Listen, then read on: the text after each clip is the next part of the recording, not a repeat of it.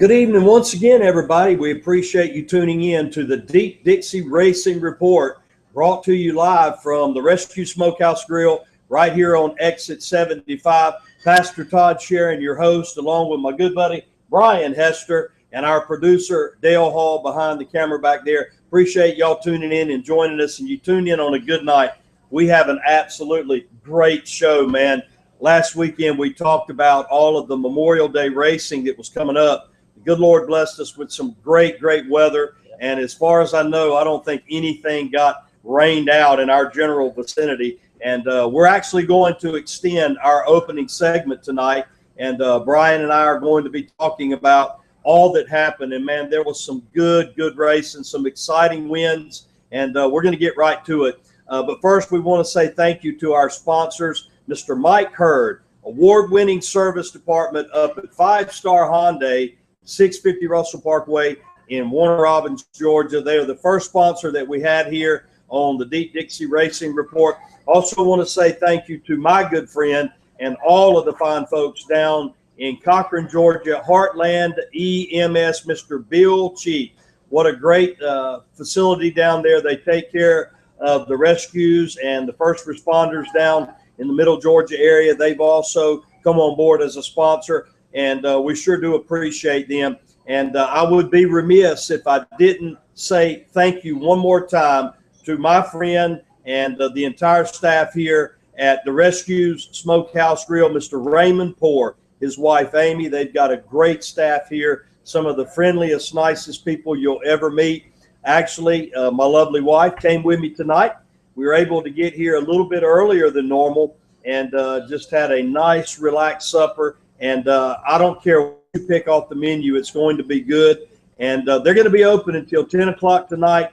You want to come down and check it out. They're on exit 75, right off of Interstate 75. Once you make that exit, there's not a lot of driving, not going to take you a long time. As a matter of fact, I dare say by the time you exit, man, you can be here and probably quicker than you could go through a drive-through. And the food is outstanding. Atmosphere is great, and the prices are very affordable, and I promise you, you're going to get filled up here. The Rescue Smokehouse Grill, Raymond and Amy Poor and their staff, come on and check it out. Before we go any farther, we want to open up our show, as always, with a word of prayer, and we also want to honor our country with our national anthem. And before we do that, we want to say thank you again to all of our servicemen and women, everyone that has fought for our country, especially those family members that are tuning in tonight, and you have loved ones that have passed on that have fought and sacrificed for us.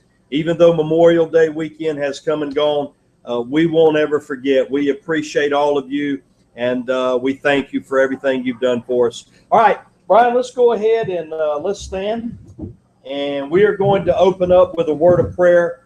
And I know many of you out there that are watching, there may be some folks that are sick. I do know that there are a few people around our neck of the woods that are in the hospital and battling with different illnesses. So we want to pray for you. Whether we are aware of your situation or not, I know God is. So let's pray.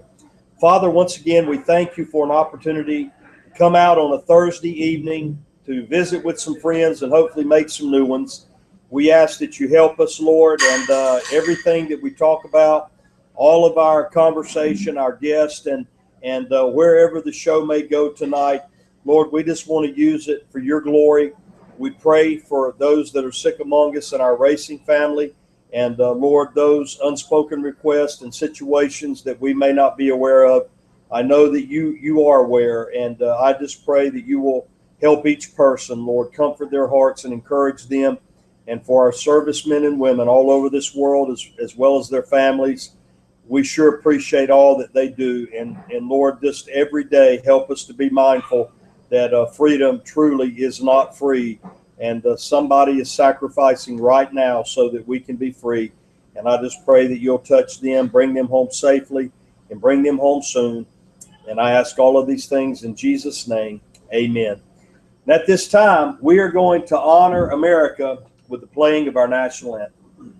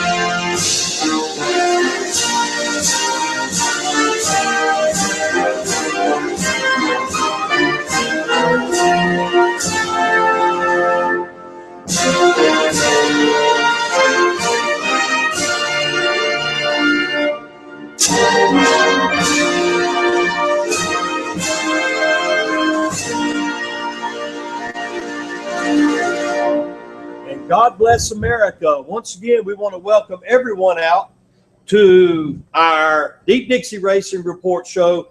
Come to look forward to this on Thursday night. Pastor Todd Sharon, track announcer at Cochran Motor Speedway, your host, alongside my good friend Brian Hester and our producer, Mr. Dale Hall. For those of you that are watching for the first time, we appreciate you tuning in. We understand that a lot of word of mouth is going on, and we do see your comments. We see your questions, and we do try to fulfill what you guys are asking for. And let me go ahead and just say to you that if you are interested in becoming a sponsor for the Deep Dixie Racing Report, I've lost count how many shows we've done, Brian. I guess we're probably working on 3 months now. Yeah, we're close to 10. Okay, least. Yeah, 2.5, 3 months, something like that. And we are absolutely serious and committed about keeping this show going. And anybody that would like to come on board as a sponsor, feel free to do so. Contact Dale. You can visit deepdixieracing.com. There's a Facebook page with Deep Dixie, and the Deep Dixie Racing Report obviously is a connection and extension of what I feel is the best website in racing, period. Certainly here in the Southeast and all over. There's not a whole lot that happens in the world of racing that isn't covered by deepdixieracing.com. And if you've never checked it out and you're a race fan, a driver, a sponsor, a track owner, you're going to want to do that, man. What a great job that these folks do at Deep Dixie. And Brian, we got a great show tonight, man. Before we actually get into our recap, let me give you a rundown of what our plan is for tonight. And we always say, the good Lord willing, we've got a great list of interviews we're going to be talking to tonight. Around 7:30, give or take, we're going to be talking to a young man that's fresh off of a big win over at East Alabama Speedway, Mr. Josh Cox. And I've not met Josh personally, but I did read a little something that had been posted on the computer, and I like this young man already. One of probably the feel-good stories of the entire weekend, this veteran driver actually overcame a lot of adversity, yes, and he ended up laying the smackdown on some guys at East Alabama Motor Speedway this past Saturday night with the Southern Thunder late models. Around 7:45 tonight, we are going to be talking to the legendary driver of the K9, Dana Eiland, set to join us at about 7:45. And then we're going to probably go around 8 o'clock, maybe take a short break.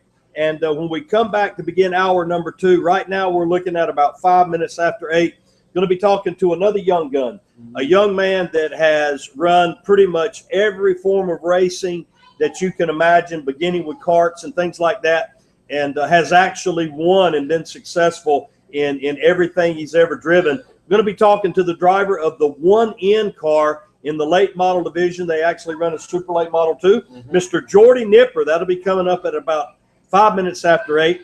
And then coming up around 8:20 tonight, you heard us talk a lot about it. The All-Star Stock Car Series came to Cochran Motor Speedway this past weekend. We had an overflowing crowd, possibly maybe the biggest crowd I've ever seen. I'd say that. Yeah, I think so. And for those of you that would like to get a little better look at that, you can take a look at Deep Dixie Racing, the Facebook page. Cochran has some photographs up there. I know it was standing room only. Yeah. We had an outstanding night of racing, but one of the highlights of the night was the All-Star Stock Car Series. And a young man that we interviewed here a few weeks back sat right there in that chair. Yeah. He ended up absolutely dominating from the get-go. The 101 car driver Michael Davis is going to join us by phone at about 8:20. And then around 8:35, 8:40, something like that, we're going to be talking to photographer Eric Gano. We had Eric on as a guest a few weeks back, Brian. I think maybe I'm not sure if you were here that night. Yeah, I was here. Okay, and Eric does a great job with photography, and he helps out a lot over at East Alabama Motor Speedway. But he talked about some very interesting things involving sprint car racing. And Eric has driven a sprint car. He has a lot of connections, and we talked about some things. And I knew when I talked to this man that he was dead serious about this. We weren't talking about just maybe, coming on the show talking about possibilities and things like that. But Eric had a plan. And to be honest with you, this is going to be news to me as well. Our producer, Dale Hall, told me that there was some breaking news on that front. And so Mr. Eric Gano going to be joining us, the Lord willing, around 8:35, 8:40 tonight. And we'll see where that goes. And that should bring us toward the end of our show. And so if you're just tuning in, thanks for joining us on the Deep Dixie Racing Report.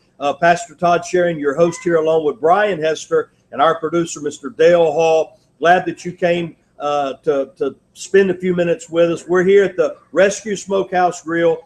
Supper time here just to my left. There's a dining room and people over there enjoying a lot of good food and fellowship. You can do the same thing. They're going to be open until 10 o'clock tonight. Guys, if you're not even close by, I really suggest that you come out. It's worth the drive here. The food is outstanding. Fellowship is great. Great atmosphere. You're going to love it. Award-winning barbecue cooks here that run the Rescue Smokehouse Grill. All right, Brian, let's get right to it, man. This guy's got to be one of the hardest working guys in racing, and I'm not joking. Brian, I really do appreciate what you do. There's hardly a weekend that goes by that Brian is not on the road, and I'm not talking about hop, skip, and a jump. This guy will jump in the car, and he will go find a race, and he keeps us updated with great details. And Brian, this weekend, I guess probably in our recent memory, this has got to be one of the most successful weekends of racing here in our area. Right. And I'm just going to toss it over to you right now, man, and let you run with it. Tell us about everything that went down. All right. Well, first of all, East Alabama, had a Southern Thunder late model series, good car count, close to 30 cars, which, like I say, that's a good field all the way through. There's not a bad car in that field. Shows you right off the bat that they're growing a little bit more, and gaining some momentum. And I'm thinking Saturday night after Dana's win, and all the people that I've heard this week that's watched the show was just impressed how everything went off. And like I say, we can't be remiss without mentioning that. That was just, to me, I've already watched a bunch of good races this year, but I didn't realize it until it got right down to the nitty gritty, which we've got two of the biggest players in the first part of that race. Jordy Nipper was in that show, and they'll agree. And he was fast. I mean, he had done took the lead at one time. And I mean, Jordy come from way back, and unfortunately had a problem with the left rear bearing or bird cage or something. They have been really snake bit lately. Unloaded. They've been running good at Sonoya. A couple weeks ago, unloads, warms the motor up. Something happens to a motor warming up, they have to load it right up, never even get a practice lap. So I'm hoping sooner or later that monkey's going to get off Jordy's back. They deserve it. They're a good family, and they work hard at it, very hard. And they're tight-knit group. But going back to Dana Eiland, I've been watching this guy race since I was young. And so, I just rolled over 47 a couple of weeks ago. So that just kind of shows you. I mean, the guy's probably been racing since I was 7, 8 years old.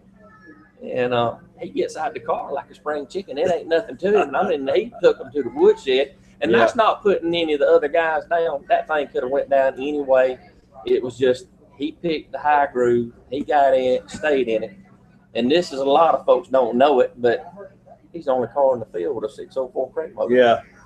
And I didn't notice it. And normally that stuff, I see it, and I'm looking, and I tell one of the guys with Jordy there, standing on the back straightaway, he's got a crate motor in that thing, because I saw the big wing on the back. And I'm talking about once he got by him, he was gone. Brian, on that note, just and again, if you're just tuning in, we're in the opening segment of the Deep Dixie Racing Report. Brian Hester recapping what happened this past Saturday night at East Alabama Motor Speedway with the Southern Thunder late model series. And I know there's a lot of drivers, there's engine builders, there's track owners and racers, but for the general fan that may not be in the technical side of racing, in layman's terms, break it down for us. What is the exact difference from what we call a built motor, which is the bigger, the stronger, versus a crate motor? All right. The basic crate motor that's been around since about 0203 is built on a 350 Chevrolet motor. They run the aluminum Vortec head, and it comes with just a regular intake, and normally most everybody runs a 650, 750 carburetor on it. It has a hydraulic roller cam. It doesn't have a whole lot of lift. If you listen to it, it sounds like a pulpwood truck sitting there running. Idles as bad as same as your car does. Puts out, whether it's been blueprinted or not, it's supposed to be a sealed engine, but you know there's ways around that, and but you still have to go through tech. Those motors around 425 to 430 horsepower. Have good torque numbers. They're in the high 300 range. Then a built motor is got bigger heads, a lot more compression, flat top piston, high lift, solid lift cam, bigger carburetor. Normally a built motor with the Brodick spec heads on it is going to be, you know, I've heard different numbers, 525, 530. I've heard as much as maybe I've heard Wildcat maybe have somewhere around 570, 580. And then you stick the CT 525, which is the LS Corvette engine, and they put a regular intake on it and carburetor, and that's around 530 horsepower. So that's your 3 engine combination. But he's down a good 100 horsepower with that motor.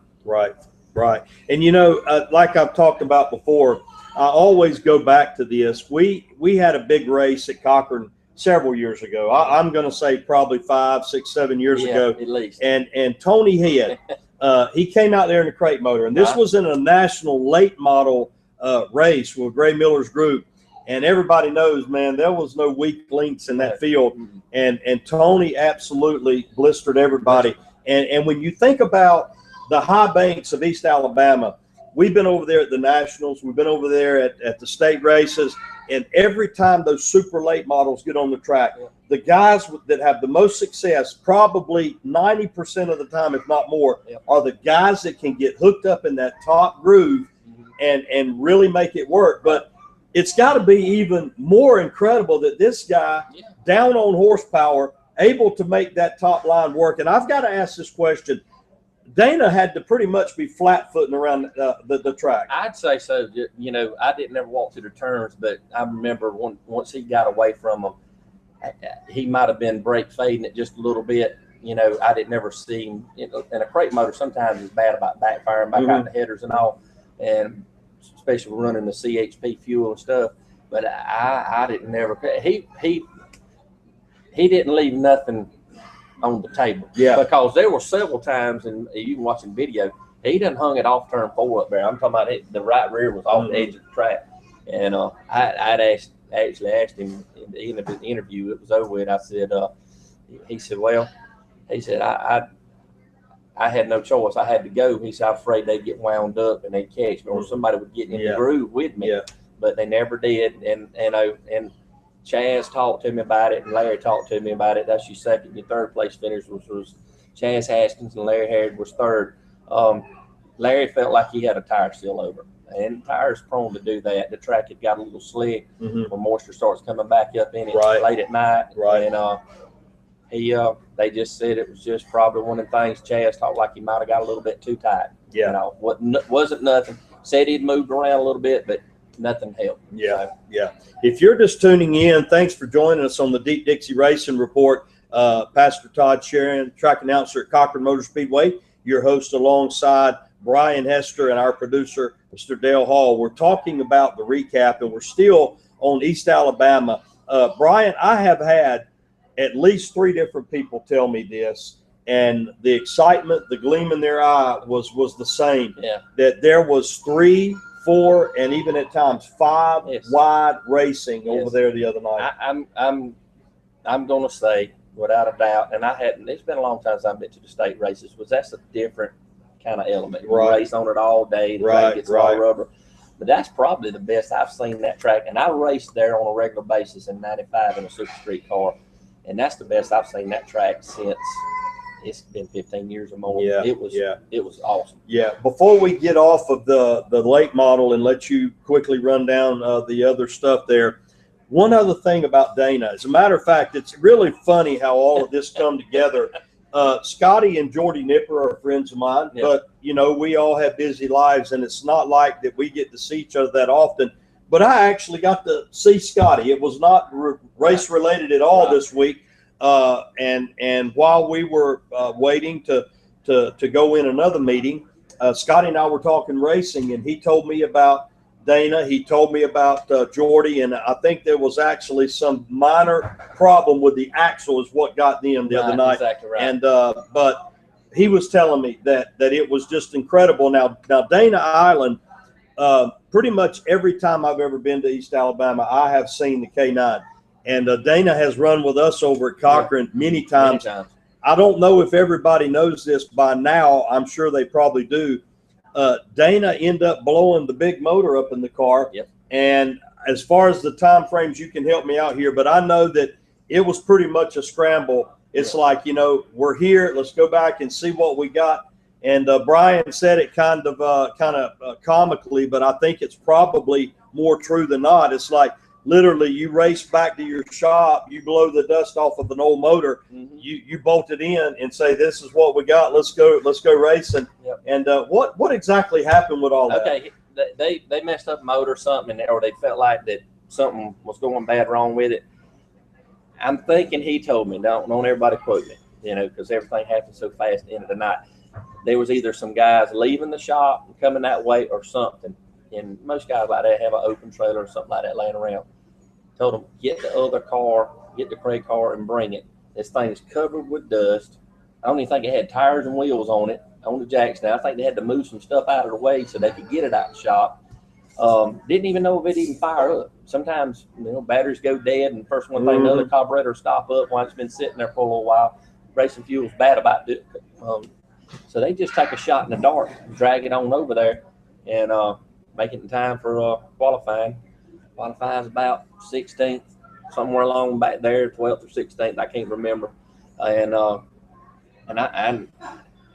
it didn't take him long.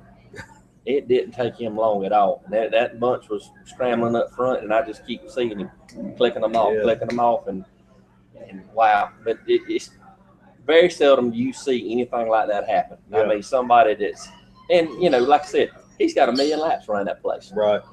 He probably knows a shortcut to the racetrack. That might have got him there quicker. Who knows, man? I think I heard Ben say there were like 5 different leaders in that race. Yeah. Right? Yes, I believe so. Yeah. I believe it's five or six. And looking at the field, the finishing order and everything, that was an absolute stout field of cars. Yes. And I think that probably is a testimony of why we enjoy racing so much. It's true, guys. We all know that they're the top tier drivers that every time they go to the track, they're the people to beat. Your local track has them. Our local track has them. Everybody has them. But it really, really is never over until it's over. And to be able to see a story like that, I mean, if Dana could not have planned that any better, and the way it ended up was great. But our congratulations to Dana Eiland. And by the way, we're going to be talking to Dana, Lord willing, in about a half hour from now, maybe 20 minutes or so. Brian, real quickly before we get off of East Alabama, I know there was a lot of supporting classes there, and give us just a snapshot of how everything else went.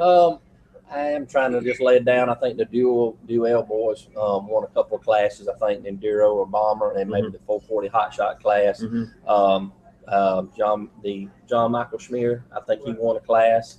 Trying to think what was the Dillon boy's name?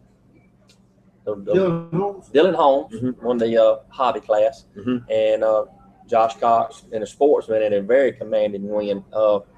That was impressive too. Yeah. Third or fourth time. Of course, we'll talk to him in just a second. Third or fourth time in the car. Wow. It was rolling. And videos show it. He was on the rail. Yeah. But all in all, good show. They had a great crowd. I know some tracks and times they, but even holiday weekend, sometimes you'll miss folks. Right. And I was impressed, with East Alabama's crowd, car count, local car count, and even Cochran for Sunday night. I was really shocked. And I told a bunch of people I thought that both shows would have a bunch of folks, and they did. Yeah. Correction. That was John Michael Schmier that won that hobby race. Dylan Holmes was leading and it spun himself out. Remember? Right. That's right. That's exactly right. Right. Yeah. That's right. Got it. Okay. Thanks, Dale. Logan Smith won the Bomber class. Yeah. Logan Smith. Got it. Thank you. If you're just joining us, appreciate you tuning in to the Deep Dixie Racing Report every Thursday night from 7 till 9 live from the Rescue Smokehouse Grill. We are brought to you by 5-Star Hyundai and one of Robin's, Mr. Mike Hurd, and the award-winning service staff down there before, during, and after the sale. They're the real deal, guys. And also Mr. Bill Cheek and our friends at Heartland EMS down in Cochran, Georgia, our sponsors. We're always looking for sponsors, so if you'd like to come on board, partner up, we'll do our best to expose your business. We are about to go on the phone here in a little bit. Not quite ready, Dale, but real quick, straight ahead, we've got Josh Cox, Dana Eiland, Jordy Nipper, Michael Davis, and we're going to be talking to Eric Gano toward the end of the show. It's going to be telling us a little bit more exciting news about some sprint car stuff that's developing and unfolding. Dale says it's breaking news. I don't even know what it is, so we'll find out together. Brian Hester, my partner here, breaking down the action at East Alabama Motor Speedway. So Ben Sumner and the folks with the Southern Thunder Late Model Series, Beverly and Brian, the announcer, everybody over there at East Alabama, good job, man. I think the mission was accomplished, and a successful weekend with a lot of great racing, fireworks, and a lot of other good things. Let's switch gears and go down the road about 100 miles. Okay. We had a Sunday afternoon race at Cochran. This is not something that we do very often. And, you know, being a pastor, I go to church on Sunday morning and do what I do, and come home, change clothes, grab a bite to eat, and headed out to the racetrack. And I got to tell you, those Sunday races are exciting. Yep. The racing was off the chain. We've got 5 divisions that run weekly at Cochran: the late models, the sportsman, super street, pure stock, and the bombers. We had a little bonus action in the form of the All-Star Stock Car Series that came, and we also had the guys from the National Vintage Racing Association. And guys, this is pretty incredible. We were talking about Mr. Eddie McDonald Sr. a few weeks ago. We had his car out here, a 3-window coupe, and we had his on, and we had some old Falcons. There may have even been a Fairlane mixed in. I think there was a Mustang. Mustang, a 55 Chevy, I think, was out there. I mean, this is just takes you back in time. It was real cool. But the racing, getting to the racing part, it was outstanding. But the crowd. You started off in that heat race. Remember the vintage cars? Oh yeah. Oh, that was awesome. Yeah, the vintage cars. They were right there neck and neck. And when you're looking out there, guys, I'm telling you, if I make it to October, the good Lord willing, and I hope I do, I'll be 50 years old. And I can remember as a child going and seeing those cars. I mean, those actual cars. Now, I didn't remember seeing the 3-window coupes, but I definitely remember the old Mustangs and the Falcons and things like that. But they came and joined us. But one of the things, before we get to the racing, this probably was the biggest crowd that I've ever seen at Cochran. If it wasn't, it was right up there close to it. Memorial Day weekend, as our guest, we had the American Legion Post 107. Commander Chris Smith was there. They had a table set up, talking about how we can help our veterans and that sort of thing. It was just a patriotic night all the way around. And Brian, I know you were there, and I want you to kind of break it down from your viewpoint. But we had a couple of guys that was up against a stout field. I mean, some of the stiffest competition, probably the strongest sportsman field I have ever seen. Yep. And a young man hadn't been there a lot this year. Yep. Rolled back into Cochran in the 92 Joseph Brown and absolutely put a beating on everybody. And so break it down for us, man. Like I said, had a big crowd, and want to appreciate thanks to everybody for absolutely being there and being attentive and being in a good mood. And I know when everybody's stacked together and it's a long night, and feelings can get kind of hurt because everybody's on top of each other. But the crowd acted tremendously. I thought they did a real good job. Absolutely. There was some drama on the track and a couple of different classes and stuff, especially the bomber. The bomber's always a heated event every weekend. Yeah. So, but all in all, I think it was pretty good. The Cole Exum, he has finally made the turn. Yeah. He's finally made the turn. I've been telling everybody, been pointing at him for a long time. He was fast in his sportsman car several times. And I finally told him, I said, he's going to be the man to beat for long. And he finally pulls him off you know, it's not a serious win, but still, it's 2,000 to win. Good cars show up. We got some Swainsboro guys show up, Ben Fairclough, yes, and all come up to run with us. Montana Dudley. Dudley. Beating Montana Dudley. Yeah, beating Montana. Montana is. He was right behind. Yeah, and he was right on him. He got on out times. Right. That thing could have went, you know, with him just a bobble, Montana could have got around him in a minute. Right. And but he, you know, I believe he done what he's supposed to do. He drove a good, clean, conservative race. Didn't overdrive the car. Like you said, sportsman. You know, I think every time he gets there, he wins. You know, Joseph Brown. You know, he ain't raced in a while, and he finally shows up and he wins. He wins again. So Tyler Thomason, shout out to that youngster. Oh yeah. He knocked on the door several times on him, and talked to Joseph up at the concession stand after racing. He said that they was a little bit off from what they normally was, so it kind of scares you if he was any better, how bad it could have been. But like I say, shout out to the Thompson kid. He's another kid I'm looking at. They got him in a 602 car right now. He's. I think that's the first time I saw him race there. I think he was there one time last year, but I can't remember. Right. I think there's two of those boys that race. And, Okay. Tim Thompson is their dad, and he's got the place that they're building across from East Alabama, the little store and everything. A lot of people know him as he's got the little hamburger stand across the road during the big races and all. But right on down the line, all-star race. Super Street. I'm gonna skip over it because I want to go down. You know, our main three guys, as usual, up front: Kyle Conyer, Justin Sapp. Justin winds up winning a good race, and then turns around and has a good finish in the all-star race. A good night for that family. Good folks. Yeah. But, and one other note, Brian. Sorry to interrupt. No, Mr. Bobby Young, who's a local down around Cochran, and sadly we lost Mr. Bobby, passed away, and I'm not exactly sure the date. It's been in the past week. And Justin, who normally has that 5, that identifies that car. They put an 8 on both of his cars in honor and in memory of Mr. Bobby Young, and I think Justin ended up with a win and a second place finish. I think it's a second. Okay. Well, just wanted to mention that. So Stevie and Bonnie, Justin, the whole crowd, that nice touch. Our local track has been hit with some deaths here lately. Absolutely, a lot of loss. And it the way the good Lord plays it, and we just nothing we can do about it. Right. The way life is. That's it. But the All-Star race, it wound up being the Front Row Cosmo. That's what I'm starting to name him. I popped that on Facebook a while ago. Somebody said they like it. So I'm picking at you, Michael, if you're watching. But Michael Davis wins another one.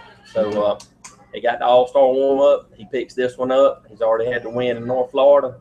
So we got another race coming up June the 18th, I think. Right. And let's just see what happens. I'm here through the wood, different places. Some people are starting to get interested. Usually when a guy gets on the street like that, it used to be back in the day that people come head hunting quickly, but and I hadn't heard of it in a while, but I've heard some folks that's like really gonna do their homework, try to come back and beat him and everything. But it's gonna be a hard task. Yeah. I mean, Justin Tyner and them owns the car. Him and Brooke, I mean, they have got a phenomenal car. And Michael's got thousands of laps around that place, and he's a good racer. I differentiate between a driver and a racer. Right. Michael's a racer. He can get out of one car, get in that over there. He runs good in it too. Yeah, gotcha. Folks, if you're just tuning in, Pastor Todd sharing the host here along with Brian Hester and our producer Dale Hall. Brian breaking down the action. We've recapped East Alabama. We're a couple of divisions into Cochran. And another thing about the All-Star race, I understand that on Saturday night that there was some cars that may have actually could have been with us that, when you've got back-to-back shows like that, you're going to expect some attrition and some damage and things like that. but there was some good cars that actually had to load up. And I think every single week with or every race with the All-Star Stock Car Series, there are guys that are going to load up and go home. And Saturday or Sunday at Cochran was no different. So our congratulations to Michael Davis as we roll on. He Michael's I guess you'd say his team boss, on his other ride. Let's see, Mr. Floyd is 4 in a row. I'm gonna say 4 in a row. I'm thinking 4 in a row, and I'm also thinking something like 5 of 7 or something like that. I mean, he is flywheel's been on fire. Yeah, he had a dry spell last year, but him and Lance has got on it and turned Scooby's car around, and it's tough to beat in pure stock right now. I don't care if he's mid pack, back of the pack, front of the pack, off the track, in the track, whatever. He's tough to beat right now. And then Jeffrey Yates gets him another win. After a little controversy a couple of weeks ago, they come back and get them a good win, which was a hot, was a hot contest. There was a lot of passing back and forth on that one too. And that one come down to the wire, man. I mean, it was like outside. I think when I did the recap that night, and by the way, I'm not sure, Dale, but I have to go back and look at it. It was pretty late, and I think I may have failed to mention our regular pure stock division, and my apologies, guys. That was not intentional. It was just really late, and but Flywheel Floyd scored the win in that one. But Jeffrey Yates makes it back-to-back wins. And what's pretty exciting about it, if I'm not mistaken, I'd have to go back and check with Wendy our score. I think Jeffrey started like 12th. I mean, he was way back, and he come back, and Dale pointed it out with about 2 laps to go. He goes to the high side, and it was all or nothing, man. And Jeffrey actually come from 3rd to 2nd, and then to 1st in the final lap. This has been my thing, and I know there's some late model friends probably watching, but I have stumped for this for the longest time. Those guys, them in the pure stock, are on the hardest tires out there. The guy on the bottom, he's hunting for the same traction that the guy at the top would be. And I'm still saying, right on. I think it would make our sportsman late model races a lot better, put everybody on hard tires. I mean, it's just the proof's in it. The proof's in it. I'd like to see it happen. Maybe it will. I'm no power to be, but guy comes from 12. Absolutely. I mean, it makes a good show out of it. And like I say, week in, week out, there's been a little controversy today about, supporting classes and stuff. That I'm gonna go on a stump and say the bread and butter is the bomber, the hobby, the pure stock, the super street. That's the bread and butter. That's where your aunts and uncles and everybody else shows up every week. A lot of support. And guys, I know there is probably other things to recap, and we basically hit those two and again, no slight on any other track. I know there was a lot of you had some good racing, and but we've kind of got behind here, and we want to make sure that we give our drivers plenty of time. Dale, if you would, see if we can't get Josh Cox on the line. And folks, we appreciate you tuning in here to the Deep Dixie Racing Report, coming to you live from the Rescue Smokehouse Grill, a good barbecue restaurant with other food as well. Exit 75 on Interstate 75. They're open until 10 o'clock tonight. You ought to come on out and check it out. Josh, Pastor Todd Sharon, Deep Dixie Racing Report. How are you, buddy? Pretty good. How about you? I'm doing good, man. I don't think you and I have ever met, but Dale Hall, our producer, he showed me a little a post on the Facebook page, and I like you already, man. It's good to talk to you. Thank you for taking some time out to join us tonight, buddy. Thank you. Hey, I know that just this past weekend, big event going on at East Alabama Motor Speedway, and you are well liked over there, a good competitor. And before we get to your racing over there, I understand that you and Dana are pretty close, and you had some very kind words to say about him. Give us a little look into your friendship. Yeah, he helped me get into it. He kind of pushed me into getting into it. Kind of wanted me to get started driving, and he helped me out get that the car that I'm in now. He actually talked me into going ahead and getting that car, and we got that car. And then I was wanting to wait and take my time putting it together, and then he kind of stepped in there and helped us get it on together between him and William Thomas. And I had quite a few folks that got behind me there, had some trust in me. I got out of go-kart racing. I raced go-karts for 15 years, and Wow. everybody told me to try to go stock car racing, and I just didn't know when the right time was. And I had a lot of folks that really stood in here behind me on this dirt car deal, and it's taken off. Had 2 successful wins so far, and got a little incident on the second race. So everything's going good, but yeah, I've learned a lot from Dana. He kind of got in there and helped me and taught me some things. I traveled with him for a little while, which I traveled with William quite a bit too, and tried to learn a lot before I ever got behind the wheel of a car. So Right. I kind of got to learn a lot before I got in there, so that was a big plus. Yeah, well, very, very well said. Race fans, if you're just tuning in, we're joined on the line right now by Mr. Josh Cox. And Josh, for those that may not be aware, tell us what division you drive in, your car number, and pretty much the tracks that you race at. It'll be Limited Sportsman, number 19.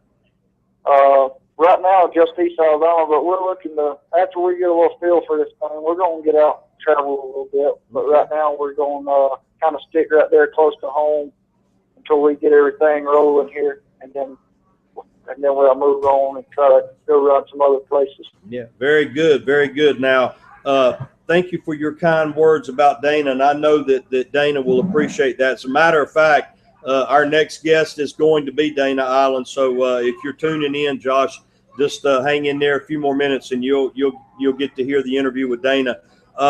Tell us about your weekend, man. I know this had to be a very memorable event, a packed house, a lot of cars there, and just tell us how it all went down, buddy.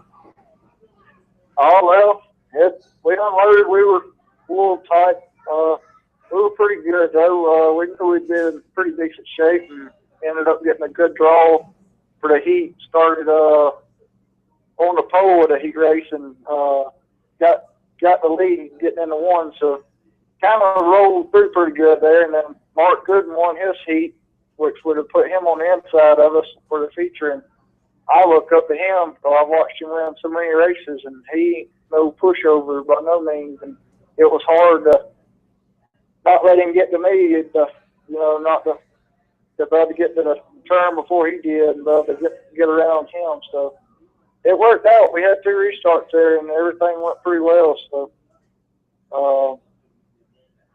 I'd say it all pretty much fell in place there. You know, we it was tough on us because Dan didn't have no help that Saturday night, and me and my guys kind of jumped in there and helped him get ready for qualifying. So we come in with a backup car. So luckily, all our cars fell pretty well, and we didn't have a lot of adjusting to do. So it went pretty good. Yeah. Well, Josh, I want to ask you, man. You've said a number of times, and by the way, I want to compliment you on your humility, man. And I've often said, and Brian and Dale, I think you would agree, if you remain humble, Yes. there is nothing you can't do. I mean, people will go out of their way to help you with a humble attitude. And by the way, humility and humbleness doesn't mean weakness. It takes a lot more guts to do that than to run everything up the flagpole. But Josh, I've seen that just talking to you, you're very complimentary, a very humble young man. But I got to ask you, you've watched these guys race, and the other night you said by your own words that you started alongside somebody that you've watched for a long time and been a fan of. Tell us a little bit about the element of racing with your heroes and people you've watched. Is there still a little bit of being starstruck, even though you're out there competing against them? Yeah, a little bit. You know, it's all different, though. You get out there with them, and that kind of all goes away. But when you're sitting there on the grid or rolling up to the start, you know, you're thinking about who's there, you know, watching them guys win. Because, like I say, I surely wouldn't have thought I would have jumped right in a race car and won my first race, and not only my third one in, too, you know, and that ain't but 4 times I've been in a stock car. So wow, that's pretty incredible, man. Yes, sir. It was, it still ain't all caught up to me. I mean, it's really went well, so. I hear you, man. If you're just tuning in to the Deep Dixie Racing Report, we're on the line with a young man that I tell you, man, that you can just feel the spirit, kind of like you're deep down inside, your gut feeling, your spirit bears witness. He's the driver of the 19 car, Mr. Josh Cox. He drives in the limited sportsman division. He's been in the car 4 times. He's won 2 of those 4 races, with the last one being this past weekend at East Alabama Motor Speedway. And Josh, before I let you get out of here, a couple of things. I want to give you a chance to give your sponsors some exposure and love before we leave. But before we do that, just moments before we came on to the show, I try to get here a little early, and of course Dale and Brian get here early. We kind of just go back and shore up everything we're going to do with the show as far as our plans. And Dale began to show me a few things on Facebook, and it is quite obvious to me that you are a man of faith, and you're absolutely not ashamed of your faith. And I know that while you were giving a lot of thank yous and a lot of props to different people that helped you, you didn't fail to acknowledge your Lord and Savior, Jesus Christ. And I thought that was really, really neat, man. And can you kind of just tell us about that, your faith? Yeah, we actually ain't been long got into church, and it's really turned us around here. Me and my wife got in and found a church close to home, actually, and one of the first churches we went to. And I actually ain't been long been baptized. After my first race, May 3rd, and wow. Everything, it's really wild, because it's really helped me a lot. It really makes you not have to worry. I would say as much giving it to God and everything working out good. It's a blessing to have him.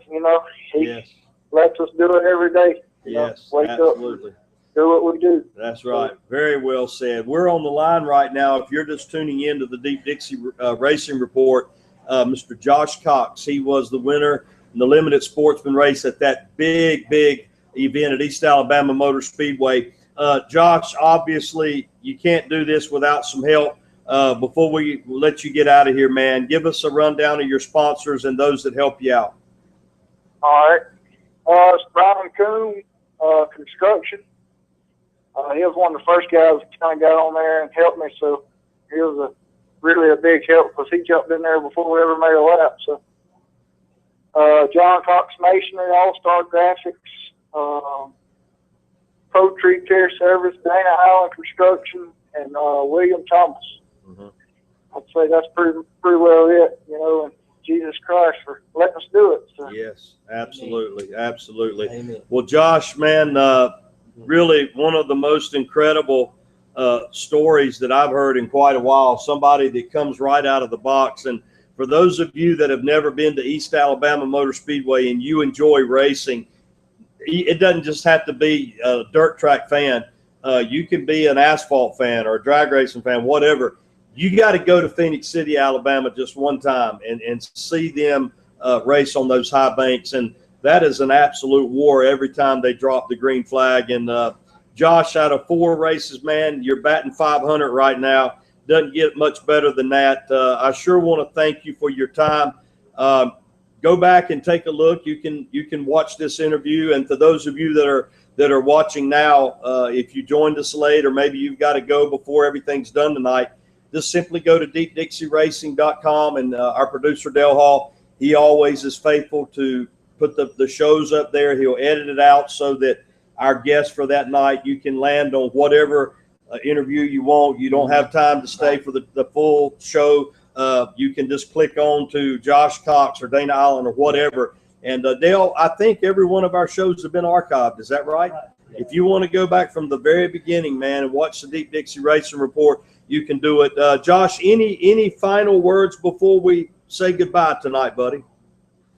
No, I appreciate y'all getting me on the show and everything. Like I say, I thank everybody that's helped out and stood by me and behind me. Yeah, very good, very good. Hope everything stays going. You know, it's seeming to get off on a good foot here. So maybe you'll see more of me. Absolutely. And Josh, if you ever make it down to my neck of the woods at Cochran Motor Speedway, I don't make it around the pits as much as I used to, and I hate that. I so enjoy going and visiting with the drivers, but being the announcer, man, you're kind of locked in. There's a lot to be done. But if you ever come to Cochran, I definitely want you to find me, buddy. I want to shake your hand. All right. I'll make sure when I get down there, I'll come find you. Very good. All right, buddy. Well, God bless you. Our best to you and yours throughout the rest of the year. And we hope that you have a good night. Hopefully we can do this again real soon, Josh. Thank you. God bless. All right. That is Josh Cox, the driver of the 19 car in the limited sportsman division, competing over at East Alabama Motor Speedway. Some of the toughest competition anywhere, Brian. Pretty incredible. Raced 4 times and has won 2 of them. We're not going to waste any time. We're going to go from one East Alabama driver to another. That was pretty much the student. And now we are going to talk to the teacher. He's the driver of the K9 car. He is a veteran and fresh off of a huge win in the Southern Thunder Late Model Series, Mr. Dana Eiland. Dana, Pastor Todd Sharon, Deep Dixie Racing Report. How are you, buddy? Oh, pretty good. Good. Win at the minute, but I'm all right. Yeah. Hey, man, you're doing great. And I want to tell you, man, I have watched you race for many, many years. I've not had the pleasure of meeting you, buddy, but I do appreciate the fact that we're getting to talk. I know that you've got a lot going on, and we appreciate you carving out some time for us, Dana. Thank you. Well, absolutely, man. And listen, I don't think that anybody wants to wait another moment. I know you've been racing for a long time, and along the way, there's got to be those wins that stand out where everything's just kind of come together. This past weekend with the Southern Thunder Late Model Series, what appeared to start out as a day that was going to be full of challenges and troubles and problems, it ended up on a pretty good note, man. Tell us about that. Well, I can't believe it myself. Really, to be honest with you, we carried our sportsman car out there, and actually it blew up in the warm-up. I mean, it was handling and running real good, but it blew up, and I kind of looked at the racetrack, and I said, this thing is going to slick over pretty good. And I said, I got one more car left that's running, and so we really got it.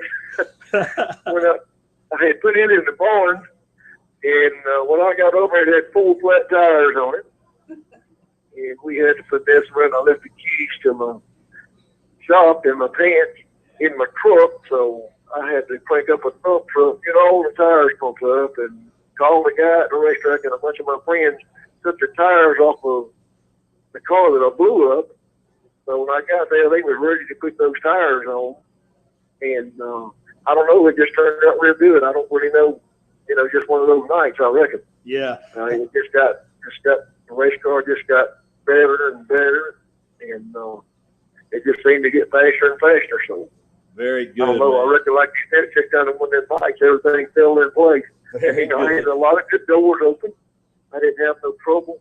With somebody running in the groove that I needed to be running in, or was going to run in, and just a lot of doors opened up. And it just seemed to be my night, more or less. Yes, yes. If you're just tuning in, we are joined by a dirt track legend here in the Southeast.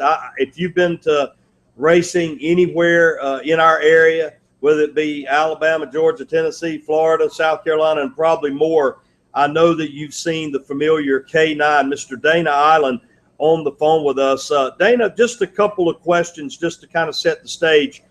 First of all, how long have you been racing, and where would you put this win on the list as far as memorable wins for you? I would probably put it in the top 5 without a doubt. And I've been racing a long time, probably 45 years, I think. Wow. Yeah. Wow. That's amazing. Yeah. Now, Dana, there's always been, and Brian and I were talking about it, and we have the best time just going back and forth. But we've talked about how that when track conditions change, that those crate motors actually can be the better choice. And you said it yourself. You got to looking, and because you're experienced and you know the drill, the weather, the time of the year, how much moisture's in the track, and the list goes on and on. The way you predicted it to turn out, from your standpoint as a veteran driver, sometimes those crate motors are just the way to go. Other times, man, you can get eat up by a big motor. What do you make of that? Tell us your feelings on the difference there. Well, it's kind of strange here. A lot of times, I raced for years and years and years, and I thought horsepower was the answer to everything. If you told me 12 years ago that a 400 horsepower crate motor would be running in the 14s in East Alabama, I would think you've never been to a race before. But I really think that it's really shed a lot of light on a lot of race car drivers that they really don't need as much horsepower as they think they do. Yeah. And there's points and times, and I mean, you know, if it was all horsepower, you took a car that turned 15 seconds with 400 horsepower. I mean, you think a car that had 800 horsepower would run 7.5 seconds. But it's really, you know, we don't do that. It's not right. I've spent a lot of time at East Alabama, and I've spent a lot of time at Talladega. That I've seen a crate motor out qualify Super Lake miles at Talladega several times. Pretty incredible stuff there. Dana, I got to ask you, man, with this win, and not just a win, but a dominating win in upcoming late model races, whether it be another big one that is highly publicized or just a weekly show out at East Alabama or Cochran or whatever, will this win make you rethink a little more carefully about whether to load up the built motor or the crate motor? Well, it's kind of hard to say. I really kind of like the built motor better. I mean, you should be able to work the accelerator between a built motor and a crate motor, you know, enough to finesse the car to run as well as you do with a crate motor, with the conditions perfect for the crate motor. But I mean, I don't like 800 horsepower or 750 or nothing like that, you know. But you know, I mean, somewhere around 400 and 550 horsepower, you know, is a good horsepower range to drive most of these show-up Saturday night races. Right. I got you. We're on the line right now with Mr. Dana Eiland. He is the driver of that black K9. And Brian, that has become an iconic number. You pretty much, you see that car and you immediately know that is Dana Eiland. And Dana, for those that may not know a little bit about your history, you guys, you work hard when you're not racing. If I understand right, y'all build swimming pools. Is that right? Or am I wrong?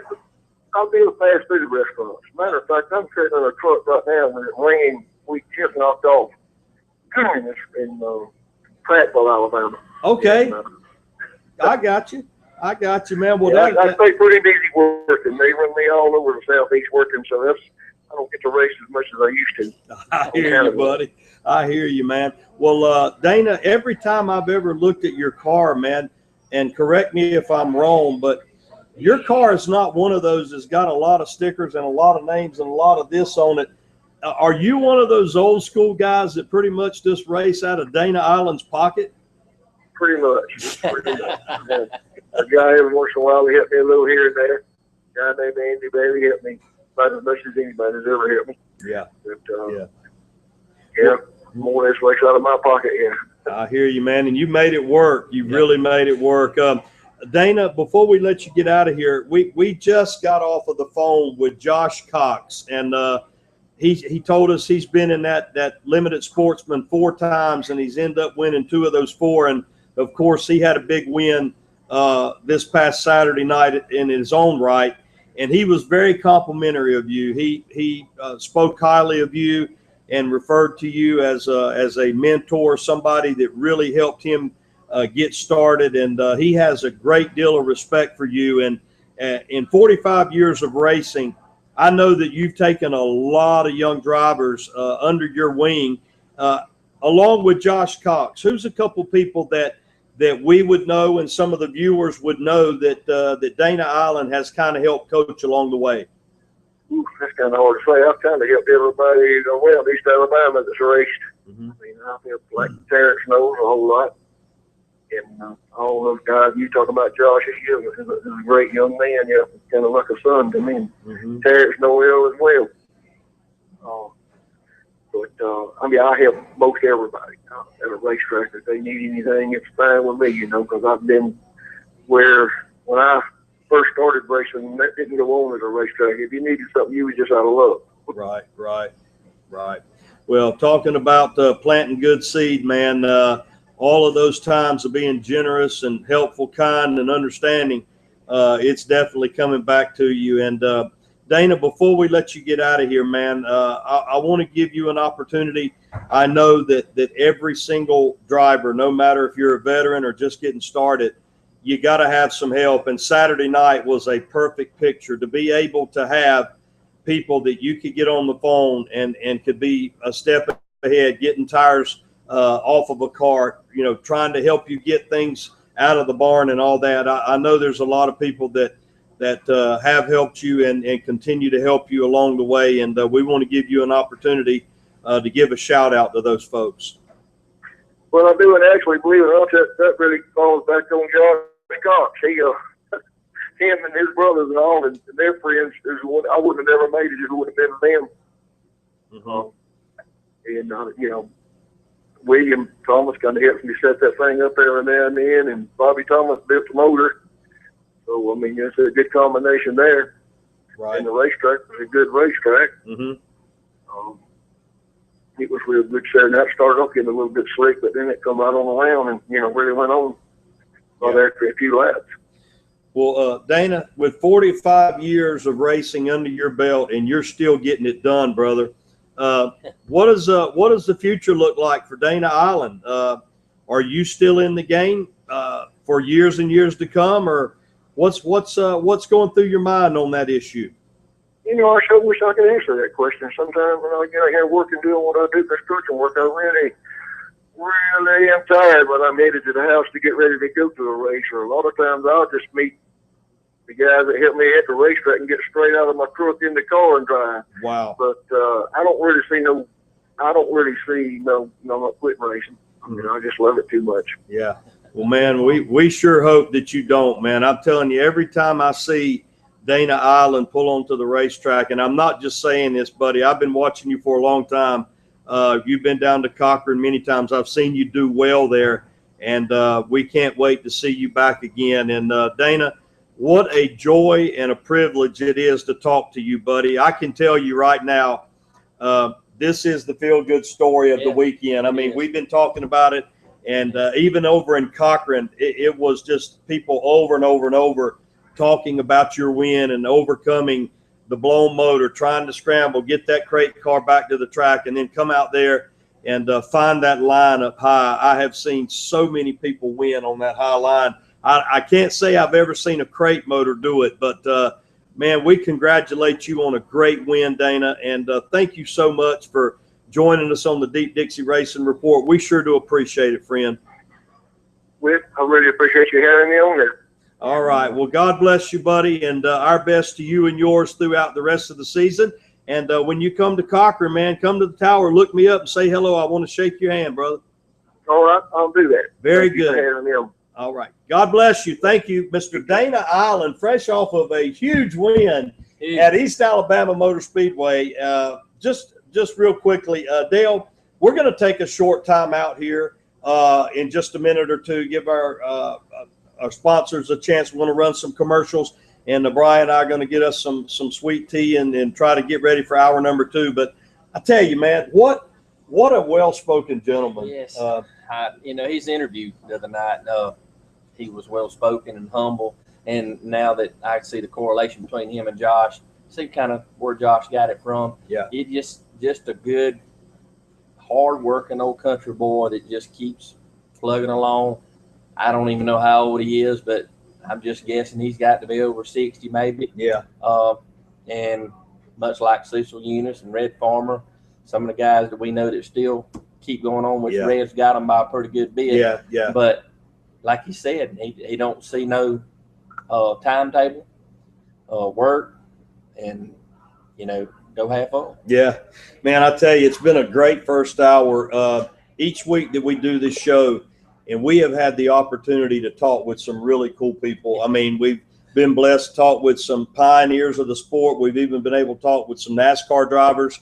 And I got to tell you, Dana Eiland is right up there at the top of the list. He really is a class act and absolutely still a threat on the racetrack. Race fans, if you are just tuning in, thank you for joining us at the Deep Dixie Racing Report. We're probably going into about our third month, I think, maybe. I don't know how many shows, 10, 12 shows. And as always, every single one of them have come to you live from the Rescues Smokehouse Grill. We're here again tonight. Raymond and Amy Poore and their staff got an outstanding restaurant here. They were located in downtown Ashburn, Georgia.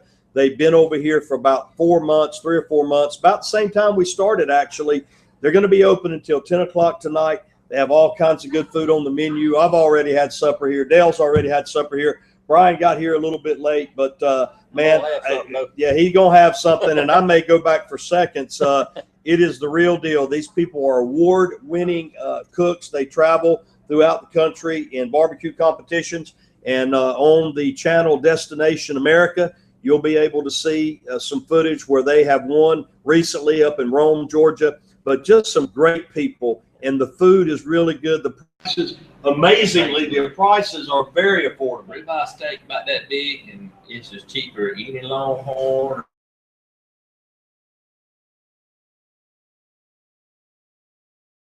And then, you know, there's all kind of things, pizza. I think Dale has an actual logo up on the side of our screen there. He will. And if you've got a child who maybe not into barbecue or whatever, there's something here for everybody. Outstanding desserts, plenty of things to pick from. So come on out. They're going to be open until 10 o'clock tonight. If you're wondering where it's at, exit 75 on Interstate 75. Once you exit off the freeway, there is pretty much nothing else. If you're going north, you just got to drive across the bridge and you're here. If you're going south, you turn. Yeah, you pull up to the top of the ramp. There you are. I think that this used to be at one time a Stuckey's, and pretty much everybody can recognize them. There's a gigantic billboard right here on the side of the road. And so come on out. Again, thank you to our sponsors. Mike Hurd. Mike, I know that you're probably watching. You got to be real proud. Joseph Brown, one of the cars you sponsor. You got several cars, and all of them did good this weekend. And we appreciate what you do for us, Mike. That's Mike Hurd with 5-Star Hyundai up in Warner Robins, award-winning service. If you ever go there and go back to that service department, that entire lane is wall to wall of awards. And I'm not talking about just work on anything. Exactly. He'll do anything that you need. Hyundai has one of the strongest warranties in the industry, and a great dealership up there. The facility is nice. It's very well stocked, and so go up there and check them out. That's 5-Star Hyundai, 650 Russell Parkway, which is one of the main drags in Warner Robins off of Interstate 75. You could be there in probably 10 minutes or less. Anybody can tell you where it's at. And also my good friend, Mr. Bill Cheek, and our friends at Heartland EMS, they are the first responders down in our area in Cochran. And Mr. Bill has been very kind to the racing community, and they help us out with events, actually a title sponsor of the Pure Stocks. And Bill Cheek has been a friend of mine, and I really appreciate what they do. If you'd like to come on board as a sponsor, we would love to have you, man. I think you know we're going to do you right on trying to make your business go, give you some exposure. All right, our thanks to Josh Cox, Mr. Dana Eiland, plus Brian Hester helping us out with the opening segment. And Brian, if you don't mind, man, I know we usually let you get out of here. If you want to eat supper, that's fine. I understand. No, but if you would, I appreciate you being up here with me. I'd love for you to stay with us. When we come back to kick off hour number 2, we're going to be talking to Jordy Nipper. We heard his name tossed around. Jordy, right up there in the mix at East Alabama. He came to Cochran, had a top 3 finish, I believe, maybe a top 4. He'll tell us. And then the winner of the All-Star Stock Car race down there, Michael Davis, is going to be calling in. And we're going to wrap things up. Mr. Eric Gano going to be giving us some breaking news regarding some sprint car racing. I can't wait to hear that. I really like that. I would love to see the sprint cars really get a foothold here and take off, just add to our racing. And folks, don't go anywhere. We're going to take a short time out, probably 5 minutes or so, and we'll be right back with part 2 of the Deep Dixie Racing Report.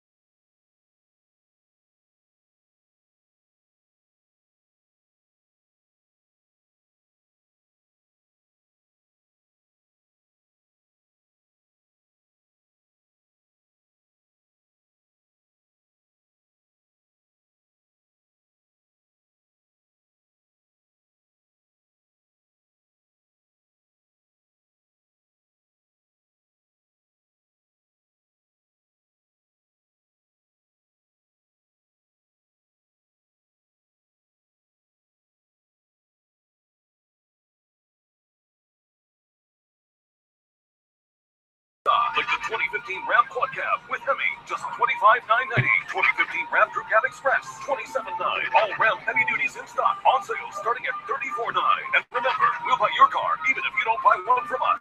Visit try5star.com. We're 5-star Chrysler Dodge Jeep Ram. Experience the difference. Make it in Warner Robins.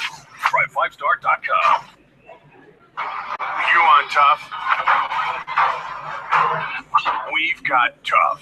The tough new aluminum bodied F-150 is here at 5-Star Ford. On sale now. The all-new 2015 F-150 with $9,000 in total savings. 2015 Ford Explorers, just $27,500. Also the new 2015 Escape, $19,500. Visit drive5star.com. We're 5-Star Ford. Experience the difference. Russell Parkway next to the post office. Warner Robins. Try5star.com.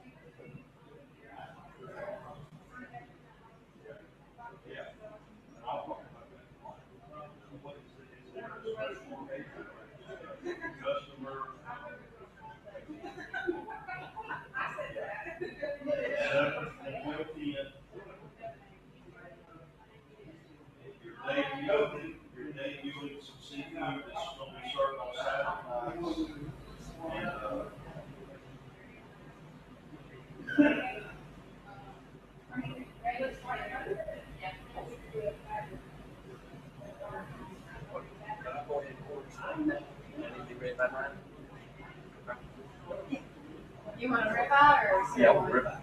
And it just, whatever they got to do, start on 8:30 and anybody have to read by You want now. it right at 9? Is that the new? Okay. Okay, you want it at 9? You got it. You got it.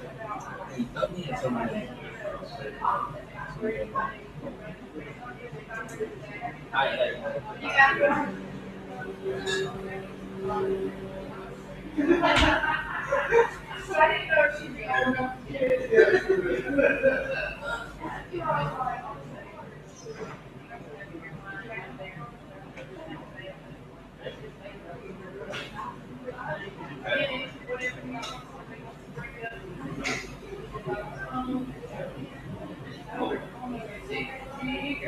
Cool, got it.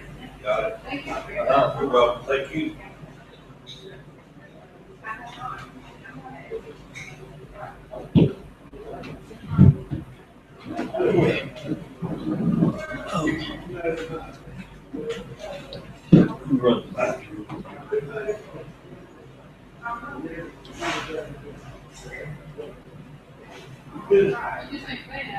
Nope.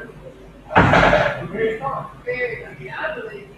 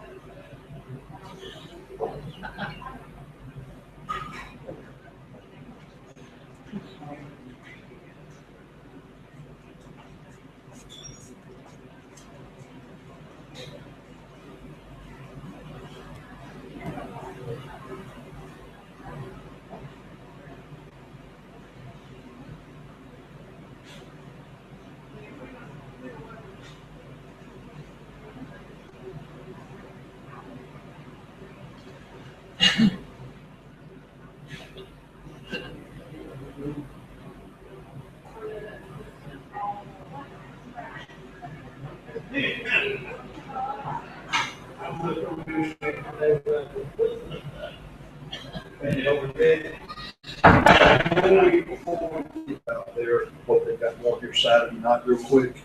They're going to have a little DJ and stuff out front, and that way it'll give us an opportunity to get to Jordy. So I'll let you know when. Jay, you got that big sign. He put some neon out in that front. And that's a truck driver. You know what the first thing that attracts me? Neon. Really? Y'all ready? Ready? All right, hold on. Let me get back to the other thing so I can. All right, welcome back, folks, to the Deep Dixie Racing Report. Pastor Todd Sharon, track announcer at Cochran Motor Speedway, alongside my good buddy Brian Hester and our producer Diamond Dale Hall behind the camera.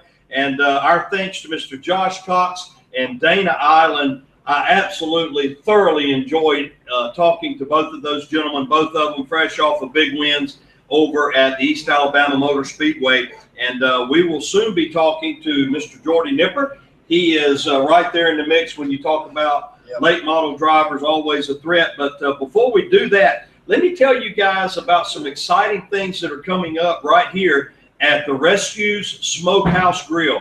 This coming Saturday night, right out front, they're going to have a little get-together, kind of a summer kickoff.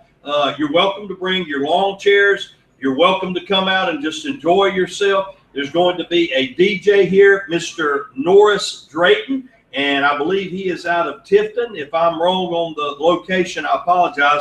Going to be playing country and oldies. And by the way, if you've got a certain kind of music that you like, I am told that he is able to take it off of your phone, or if you want to bring it along with you, whatever the case, come on out to the Rescue Smokehouse Grill this coming Saturday night. And another bit of exciting news, if we couldn't already make a good restaurant any better, I didn't think you could, but they're going to be introducing some seafood to the menu. This is going to be a Saturday night thing. And guys, if you live in the South and you like seafood, racing, and weekends all go hand in hand. They're going to be introducing catfish plates, going to have some fried shrimp. And I promise you, if you want some good food, these people know how to cook. They're not novices at this. They are trained cooks, and they're going to be doing that. So coming up this Saturday night, right here on Exit 75, right out front. I wish we could get a better look at it, but Raymond and them, they've been out there working on some stuff in the front. And again, it's just going to be kind of a summer kickoff. Going to have a DJ here. Going to go from about 7 until 10 o'clock on Saturday night. The weather ought to be good. Things will be cooling off by then. And you can come and grab you something good to eat, listen to some good music, maybe meet some new friends. And let me say this before I get off of this. Not only are these people kind enough to allow us to do our show from their restaurant, but they are genuinely nice people. They go around, they talk to the people that are here, very, very quick to help you, and anything that they can do to make your dining experience. And that sounds so fancy, but when you come to the restaurant, if you need something and you want something, I promise you, Raymond and them, they're going to take care of you. And so coming up to Saturday night, 7 until 10, bring the kids, come on out, bring you a lawn chair, listen to some good music. Come before then. Yeah, I tell you, we got a Southern Thunder Late Models Series race right over here in Albany Saturday night. Okay. If you're in the area, north or south of this exit, and just straight through the woods right there and go right back to Albany. There you go. Come and eat some good food. And Hester says it's good. It's good. It's good. All right, that's even better, man. Come grab you something good to eat. And for those of you that want to take in some exciting racing, right on down the road to Albany Motor Speedway, Ben Sumner and our friends with the Southern Thunder Late Model are going to be doing it all over again. Grab you some food here at Rescues. Head on to the race. For those of you that want to hang out and listen to some music, you're welcome to do that as well. All right, Dale, let's see if we can get our buddy Mr. Jordy Nipper, the driver of the one-in car, on the line. Join us for riding with that while you're part of the speech.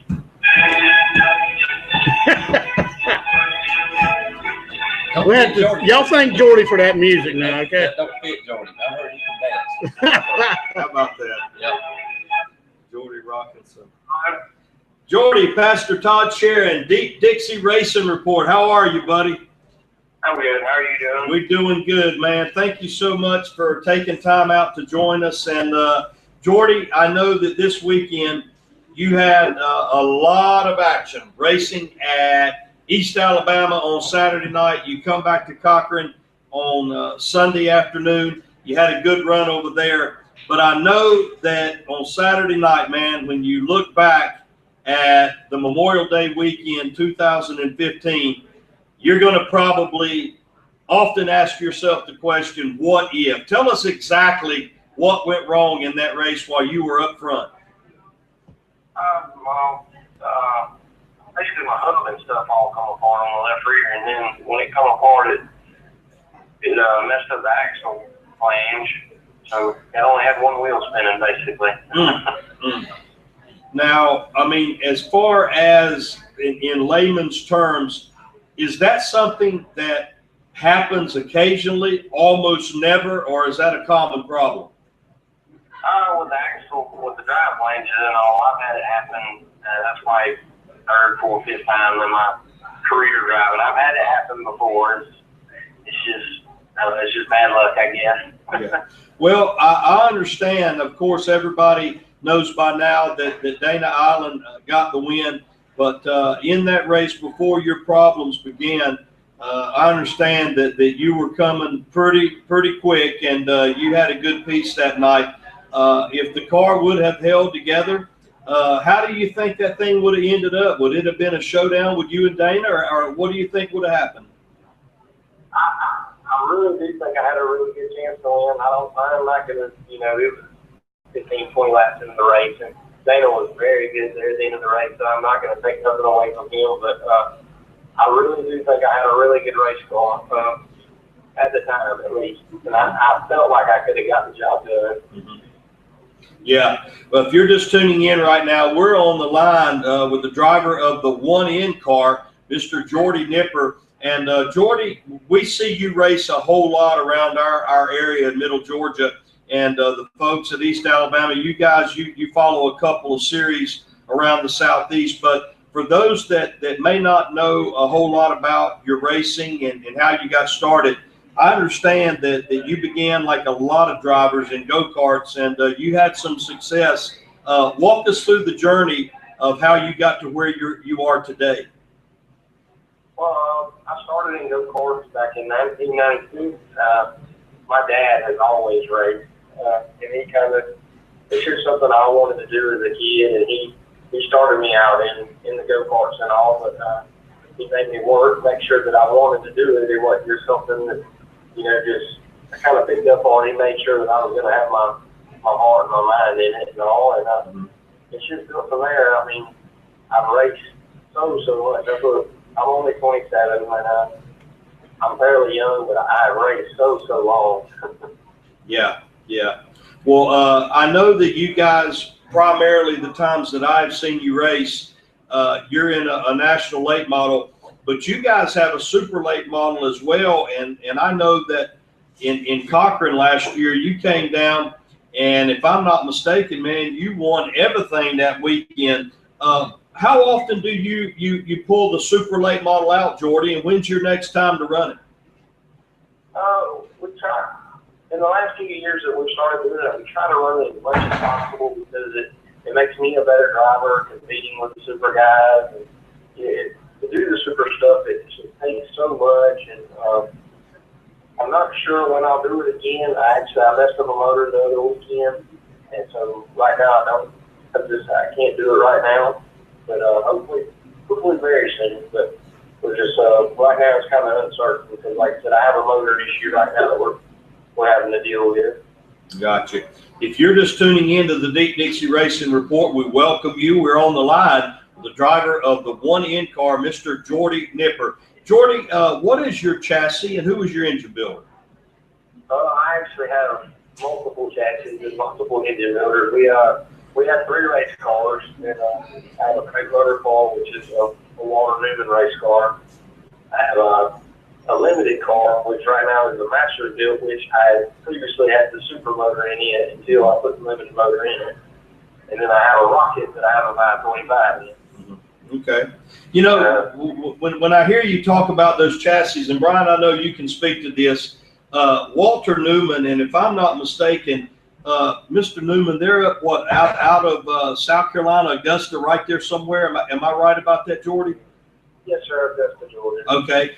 That is not what I would probably describe as a mainstream chassis, like a Rocket, a Masters built, a Longhorn, anything like that. But that Walter Newman chassis, that guy, he built some good stuff, don't he, Jordy? Yes, he does. I think when I first started, I drove Walter Newman cars, and I've always I really thought very highly of Mr. Newman, and it's always been good cars. That's the main thing. Jordy, I had an opportunity to visit with your dad this week. I was telling Brian, it's incredible how the timing of these things work out. I had been wanting to get you on the show, and we just didn't do it. But was talking to your dad this weekend, and I know that this past Sunday, without going into a lot of detail, for those that may not know Jordy Nipper, I have I guess the privilege of having a better look into the family life of Jordy. And Jordy wouldn't say this. He's not the kind of young man that's going to toot his own horn, but he is a family man, and he takes real good care of his family. And this past Sunday, Jordy, you probably didn't even know that I knew this, but I know that right at the last minute there on Sunday, your dad had a little mishap that could have been a whole lot more serious. Thankfully, it turns out it wasn't. But you had to jump in the hauler and pretty much get that thing to the track and go out there and get everything set up. You and your dad are so tight. When you see one, you see the other. What did it feel like heading out there? And I know your dad said he was going to be there later, but you was ready to just shut it all down and be with your dad. But you went out Sunday, and speak to what the family connection, you and your dad, your mom, and everybody around. Tell us how much that means to you. Well, I mean, that's all. You know, we've always raced. It's always been my mom and my dad, and it's a family thing that we've always done. And I really and honestly, whenever it happened, the situation that did happen, I wasn't going to go. He pretty much made me go as far as that went. He told me he would be there later. If he wasn't going to be there, I wasn't going to go. It's just, like you said, it's something that if I'm going to race, it's going to be with him. He actually had some health issues a month or so, 2 months ago possibly, and we sat down and we just didn't race for 6 weeks. He told me multiple times to go, but I mean, I'm just, like I told him, I'm not going to race without him. It's just what we've always done. Yeah. Got to ask you, Jordy, which is more nerve-wracking, driving in a late model race with about 18 of the toughest late model drivers anywhere, or trying to navigate a big rig around Cochran when it is packed out, man? That's only the second time I've actually drove it, and I had a friend of mine who was driving with me, and he did tell me, like, your driving's way slower than your dad's. I'm actually a little more comfortable. My dad, he flies up and down the road. Yes, he does. Yes, he does. I'm way more comfortable in the race car now with that big rig. I told my dad, there's just so much responsibility in that truck and that trailer, all that stuff that we've got. We're hauling it, the people that's in the truck. It's a big reliability. I got you, man. I got you. And by the way, Jordy, let me say for the record, these guys have a nice rig, man. It's a nice hauler. Yep. And if you're just tuning in, we're on the line right now with Mr. Jordy Nipper. He's told us he's got 3 race cars right now. They run a super late model occasionally. Pretty much he's going to either be in a crate car or he's going to be running a national late model. And Jordy, and I was visiting with your dad, Scotty, the other day. You guys are kind of following a trail, and I don't know much about it, and I probably should have done my my homework. It's a series that is called Fuel. Is that right? Tell us a little bit more about that. Well, I mean, we don't really follow no series. We kind of just go where we want to go. But they have a 525 deal, which we recently purchased one at the beginning of the year, and it's just that's all they race at 525 that series. So we like they go to Screaming next weekend. We're going to try to hit that and just try to kind of support it whenever they get close to home. Or if we don't support it, we kind of want to get this thing going, I guess is what I'm saying. I understand your favorite racetrack, if you had to pick, was in Whitfield, Virginia. Why is that? Sorry? I'm sorry, I lost you for a minute. I said, I understand. I was talking to your dad that your favorite racetrack to run on, if you had to pick, was in Whitfield, Virginia. Why is that, Jordy? I've been about 3 times now, and it gets really, really racy. It's a fairly big place. It's fairly similar to like Phoenix City, except it's a little bit bigger. But every time I've been there, it's been fairly racy. And anytime you can go anywhere that gets racy, it's always fun. I got you.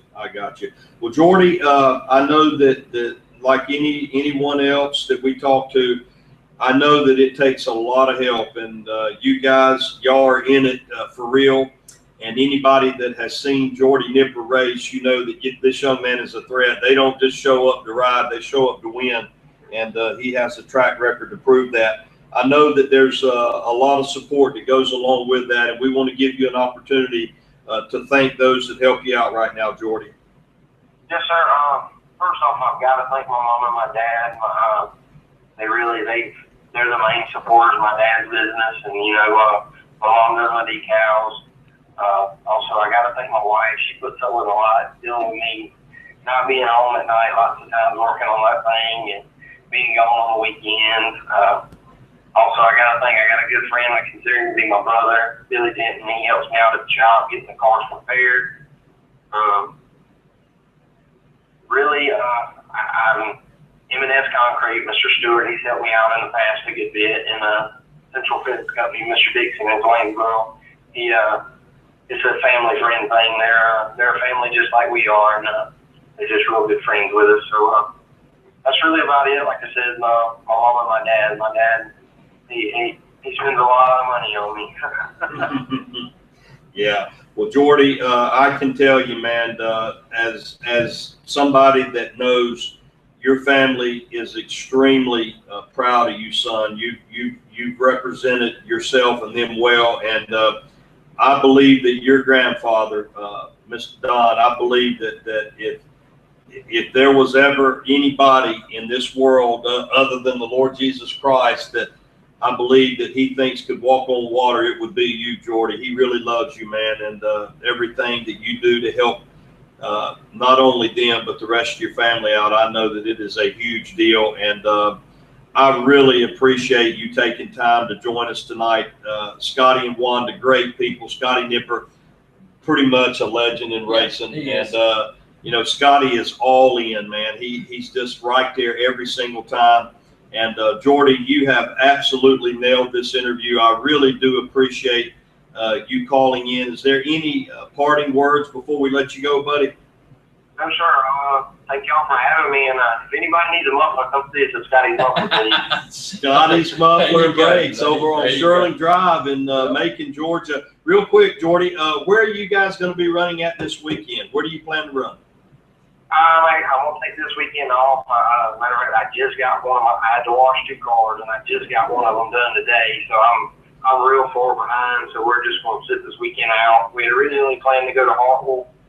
Like I said, we're not going to rush it, and I'll wait till next weekend, try to get back at it again. Gotcha. Well, Jordy, we wish you and yours the best, not only for this year, but on into the future. Again, our thanks to you for taking time out to join us, buddy. God bless you.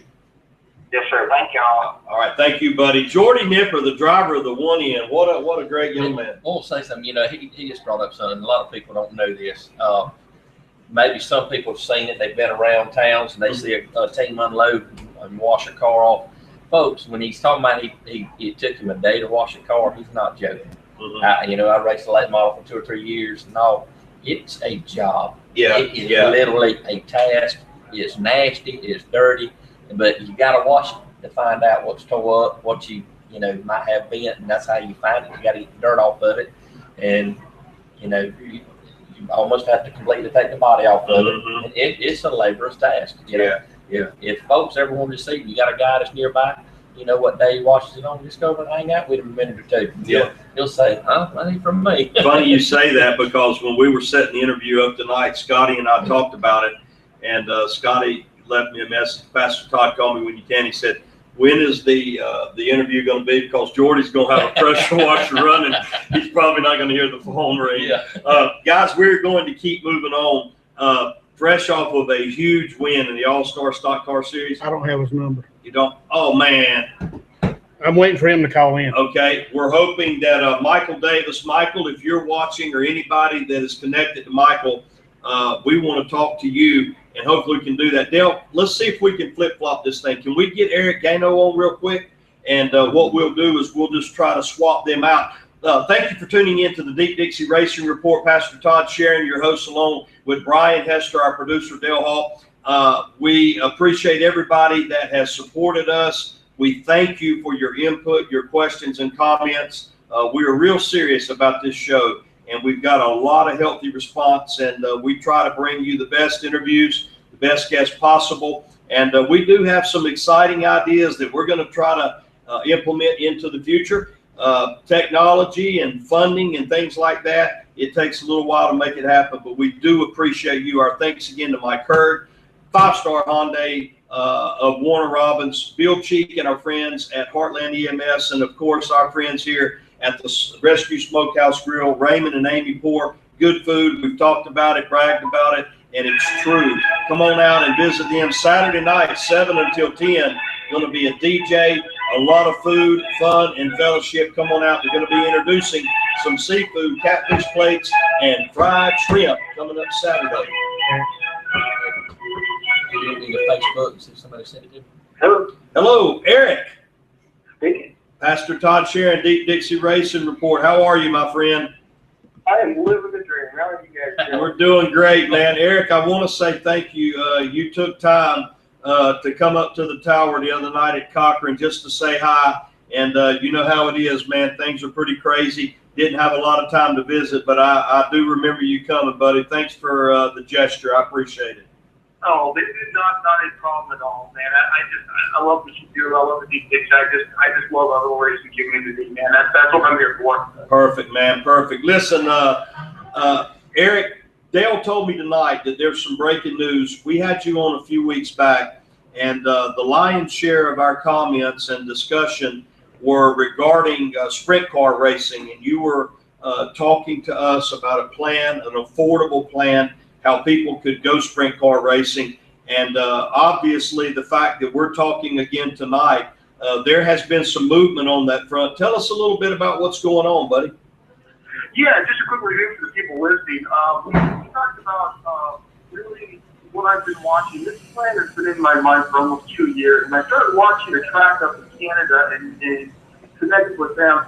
And they experimented with running winged 602 crate sprint cars, and it got big. It got really big. And the next year, which was just last year, it started to bleed over, and it's picked up in where was it? New York and New Jersey. It's picked up. So there's a couple different configurations, and then I found out as I was digging in and digging up evidence and trying to get information on this. They're doing the same thing out there in California in a few spots, and it just makes me dig further and further. And then I found that we have a guy here in the U.S. who is actually, I will say, the cornerstone guy that's been working really hard to make sure that the 602 motor can be adapted to a sprint car. But what I love about what he's done is he's made sure that, okay, with the 602, let's do this off the spirit of the 602. Let's keep it affordable. Let's make sure it's adaptable. Let's make sure that we can run without changing and modifying anything. In other words, what do we have to change to the sprint car to make the 602 fit? Now, by doing that, we've really made it cost effective. And I do believe that with the multitude of 602 motors we have around here in this region, this is something that's very, very affordable. There are some modifications that have to be done. This for those people listening in, you do have to cap the back cam to fit the rear pumps. Sprint cars, they run pumps off the rear end of the cam. So it has to be capped, and you have to put a spud in there so you can run the fuel pump and the power steering pump. And that's a safety issue. I mean, that's when you want to run it. You don't want to run it with the pump and have fuel all over the damn place. The other part of the equation of this was, okay, well, you guys running, they're running carburetors. They're not running Magneto, so they're saving money there. They're running the existing HEI distributor, running a battery in the car, drives no motorcycle battery. And they're sticking with carburetors, and my big concern was, oh boy, now we have to go through this alcohol carburetor thing in the sprint car, and it's just, you get the money you have to spend. And what I'm finding out through California is that they are actually running gasoline in these cars. And in the sprint car community, that puts, the hair up on people's neck. Well, got a phone call today from Fuel Safe, and they assured me that the new bladders that have been put on the last 3 years in sprint car racing will hold up to gasoline and alcohol. There is a difference. I mean, the gasoline will deteriorate the bladder, and they're not having that problem anymore. They have great success. They have had no safety issues whatsoever with it. So, given all that, my idea was, number one, what would the fans like to see? Let's think about the fans. They're a big part of our community. And overwhelmingly, when you talk to people, they want to see sprint cars. Ironically, in East Alabama, I have like Dana Eiland thing out of me for a few years to get one back together so he can drive one, and I'm hoping that's going to happen here. But all that put together, I got the thumbs up from Billy Thomas in East Alabama to work on this, to get costs together. So yes, we are moving to do this. I got Bob Thomas as our engine guy. We spoke to him today about some updates. And I got William Thomas on next drive one too, just to see how he feels about it once we get one rolling here. Yes, we are moving. I am taking my time. I'm projecting hopefully by 2017 we'll have something going. We'll have something rolling here next year, maybe a little sooner than that. But the big news here, if you want to hear it, I found out today, was that when you consider this formula, you consider what I'm trying to do, what other tracks are doing, they're moving on it. And as I said before, for the folks that weren't, I didn't hear my first interview about this. One concern of mine was when affordable sprint car racing, we talked about the 205. Well, 205 is being proliferated across the country. Well, now it's hard to find a 205 block to follow that formula. Now buying aftermarket block is like $1,800. Well, when I bought a 205 block to use this block, it's $80. So, considering that, I just knew that, okay, this went too far. It's about $15,000 to do a 305 motor to suit yourself. You're looking around $10,000. Well, other tracks fell onto this and started with the 602 deal, and they are finding this very cost-effective because there's a lot of 602s out there. You do have to convert the engine. We figure it's going to be around, if we're for a sprint car, it's going to be around $400 to $500 to do it. We got the front bridge you got to do it, which is Bobby Thomas. And when talking to this guy, he told me, this kind of blows me away, he told me that next year, for 2016, the World Racing Group will be picking up this formula with a great motor and sanctioning sprint car racing around the country. And for those listening who are not familiar with the World Racing Group, they're the ones that bring you the UMP modified, the UMP late models. They bring you also the Northeastern big block modified and their different configurations. And they are also the folks that bring you the Roll of Outlaw. Wow. Roll of Outlaw late models and Roll of Outlaw sprint cars.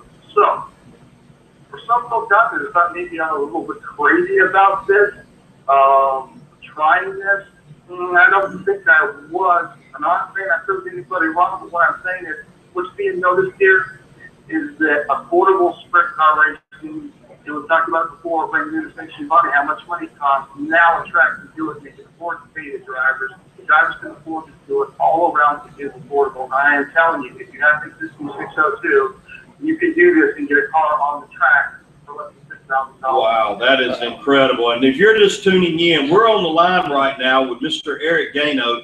Eric is a photographer. He has been a driver, has spent a lot of time running sprint cars. And the gist of what Eric is telling us tonight is this. We are absolutely getting very close to being able to see some sprint car racing that could possibly be, instead of just once every now and then, this is going to be something that we can maybe see on a weekly basis. Dale, What was that figure he just quoted? All right, give us that figure again, Dale. Eric. What do you need for the price of running the 602? Yeah. Yeah, if you have the existing 602. Existing 602. Right.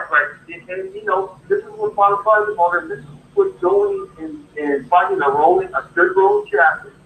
Less than $6,000. Less than $6 grand.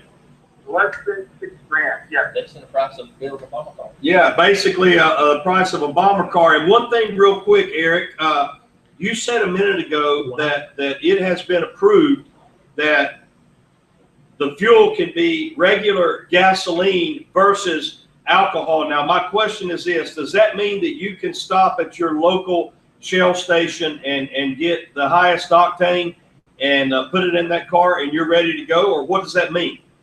Absolutely.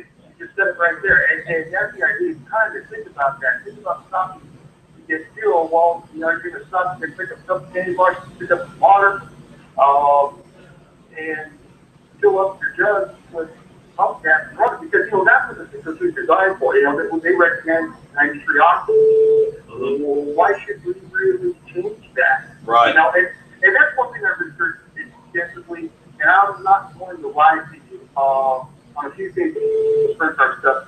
I have sat there and had my desk turned in. I sat there, and I'm not joking. Pray to God that, oh my God, am I doing the right thing?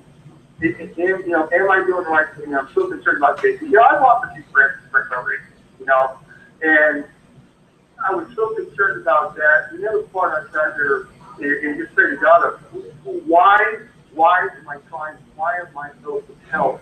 Well, you know, I think it has to be not too long ago when I kind of just a comment fell over me. It's like, well, just go with it. Go accept doing it, because I truly do believe across the board, it could benefit a driver to want some different. It definitely, I know the fans. The biggest innovation I have right now is contact from fans that are excited to see it. And I'm so happy that Billy gave me the thumbs up on it, because I think it's a beautiful place to watch these cars. You know, that's what these cars based off momentum. It is East Alabama. And yeah. I can see them in Wisconsin. I can see them at Albany. I can see them at just tracks around here. And it's not going to kill a promoter, a track owner, to get these cars there. You know, there should be no tension to whatsoever. Right. You know, so across the board, I think it'd be a really good thing. Just let people know out there, the reason why they haven't heard a whole lot about it yet is that I'm doing my homework.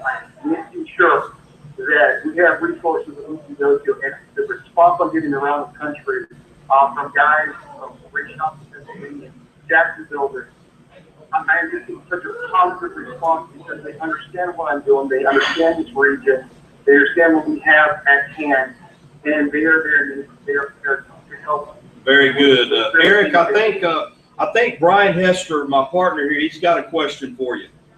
Eric, I know we talked about it before. Now, are you gonna stay with the a wing sprint, or are you gonna go non-wing sprint? And I know we talked also about tire. You know, car sits on the right rear basically, so you're gonna kind of stay with a hard tire combination.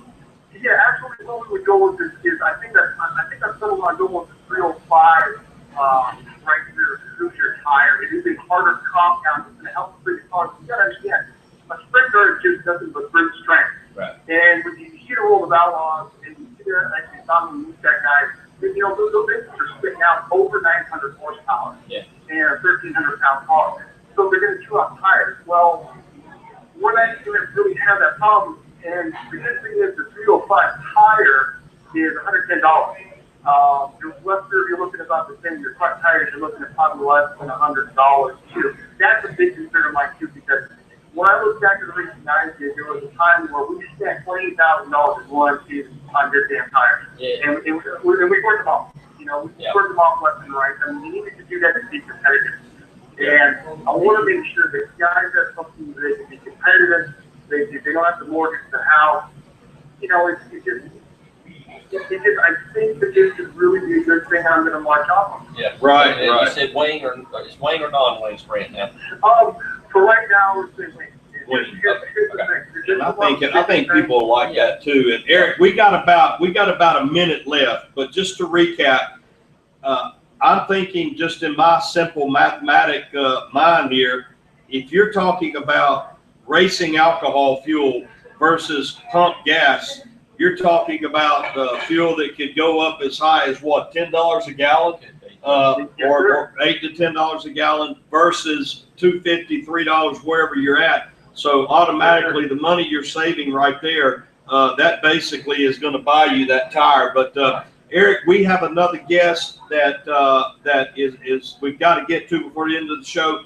We sure appreciate you talking to us about it. And before we let you out of here, real quickly, a website, a phone number, or whatever that people that want to know more about the sprint car that you're talking about, and hopefully it's going to be able to happen around 2017. So, you know, the rest of this year and next year, you're going to do all the legwork and try to have this thing ready to where we could possibly see some sprint cars at our local track in 2017. How can people learn more about this, Eric? What I'm going to do is they can learn about it by the Dixie Racing website. Now, I'm going to update what I told you earlier. I need more contact, people willing to help. I'm going to update that contact information, and they can find it on the Dixie Racing website. I should have that updated tonight. If not tonight, no later than tomorrow, I will have that back reposted. There'll be updates on there. And once we really get physical and rolling with this, you're going to see more updates roll in. But this is a perfect platform for us to put out the information. Got it. Continue to do that. Got it. Eric, we sure do appreciate it. And race fans, this guy is for real. You can hear the passion in his voice. He's doing his homework, and he's actually got more than an idea and more than a dream. He's putting this thing together. Eric, we hope that you have a great rest of your weekend, buddy, and we can't wait to follow this. And our best to you, man, and thank you for all the hard work. We hope you have a great evening, buddy.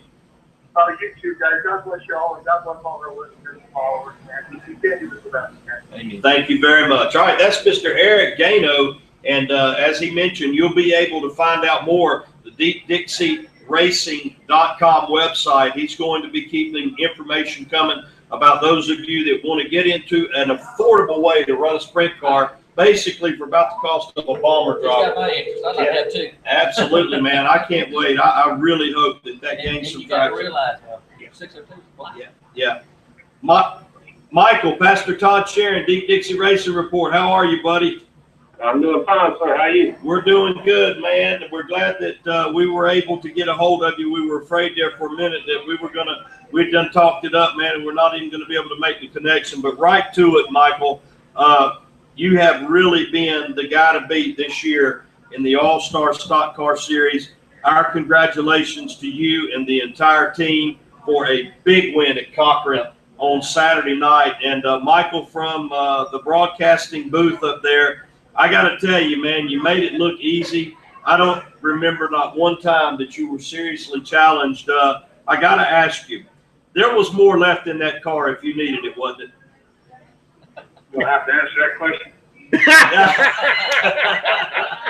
I think you just answered it, man. But it wasn't long ago that you and Kyle Livingood were here with us, and we were talking about how stiff the competition is in the All-Star Stock Car Series. I know that there was a few cars that got banged up in other races, and we were probably Leo and I talked for just a moment. I saw Carolyn for a little bit.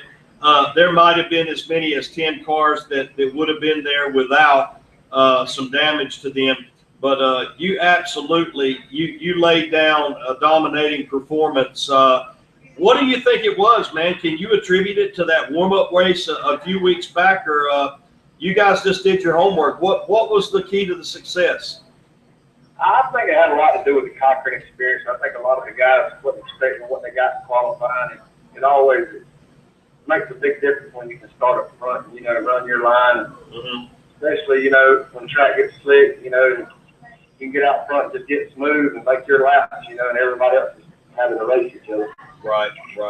And you sure got a workout, Michael. I mean, there was quite a few restarts there, and each and every time I was watching carefully, you kept the field off balance. A few times firing early over there in turn 3. A few times I seen you coast on around and you'd get in the gas, but it just seemed like that the car had such response, man. When you hit the throttle, away you went. Got to be a good feeling to know that you're the man everybody's chasing.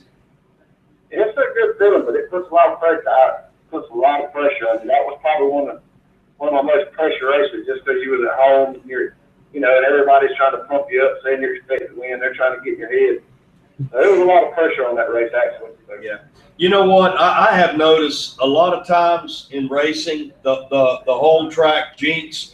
Everybody is expected to do well. You see these guys that tour with the World Outlaws, the Lucas or whatever.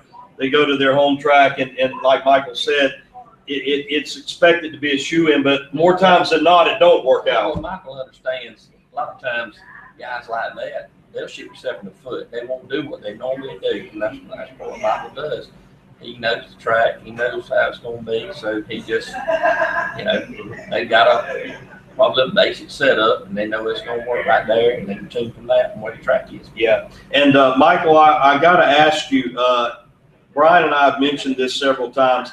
I think Saturday night may have been the biggest crowd I've ever saw at Cochran Motor Speedway, and being the hometown boy, that didn't hurt, did it?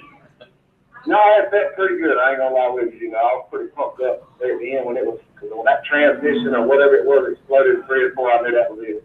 I went, I'm gonna cut a tires and show the world. I remember that, and they were over there picking up stuff. And what was it exactly? Was that just gears, or what was that? That is pressure plate exploded and it busted the bell hog. Yeah. That's the reason I put it on the back straight and stopped. I said, I'm not going through it. I'll sit here for 3 hours if we got to. Yeah. I figured that's what he was doing. Yeah. I wouldn't have gone back around there either. And just for the record, that was a tedious cleanup. This wasn't like running out there and grabbing a drive shaft or something like that. There literally was debris all in the track, and I was on the radio, or I could hear the radio, and these guys would think that they had it, and then there would be another piece of shard of metal up here or whatever. Some of it actually stuck in the dirt and was sticking Yeah, almost like a spike or whatever. Michael, I know that the Rim Rider stable down there, that is one tough bunch of guys. Of course, we had Mr. Richard White on. By the way, a shout out to Mr. Richard if he's watching. He came up to me during the drivers' meeting, introduced himself. I'd said I'd never met him. Yeah. And, Flywheel has been on a roll here lately, pretty much has been unstoppable. And Wiley McDaniel Jr., he broke up some of the momentum a week before last, but you guys were on fire, man. How much input, sharing, setup, knowledges, et cetera, being one of the teammates, do these guys help you with?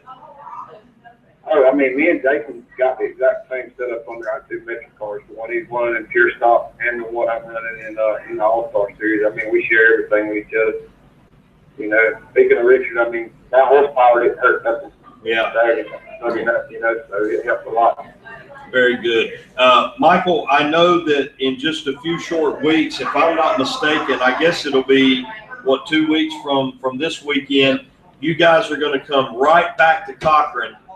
The All-Star Stock Car Series is going to roll back into CMS. Is it too early to tell? But it was pretty hot Sunday. It really was. We had some bright sunshine, and I heard several people complimenting that the track held up. Those guys worked hard on the racetrack. Chris Martin, Scotty Giddens, and all of the people down there.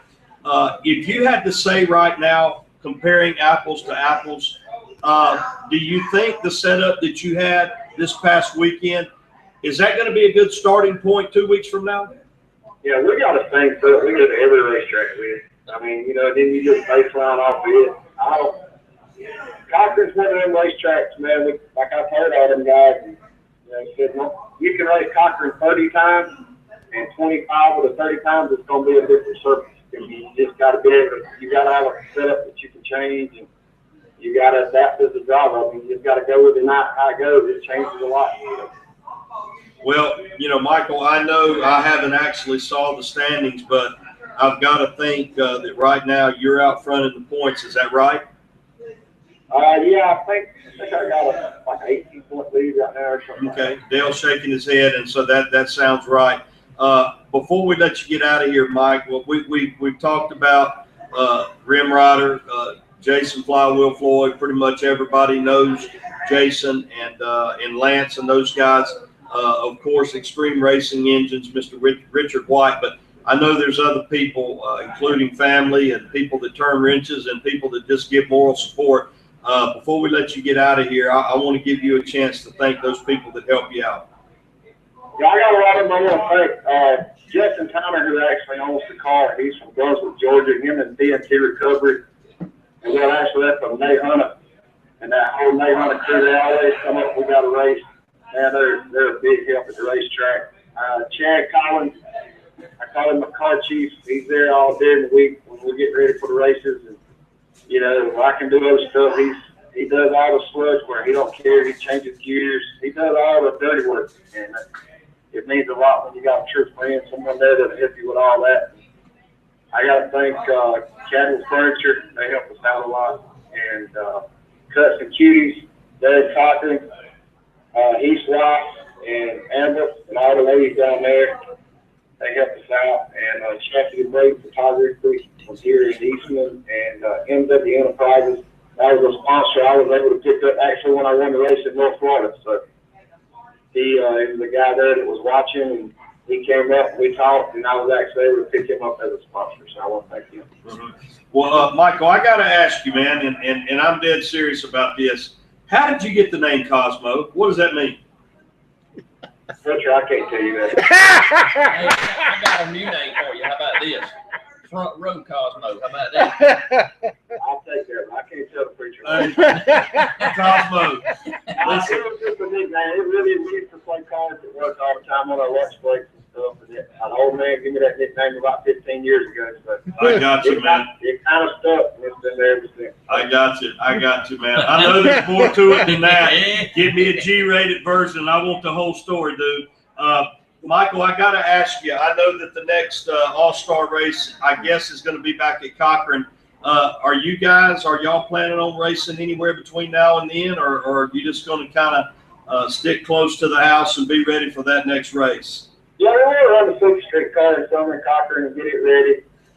We're going to go down to Brunswick sometime between now and right after. We got a $5,000 race coming up down there.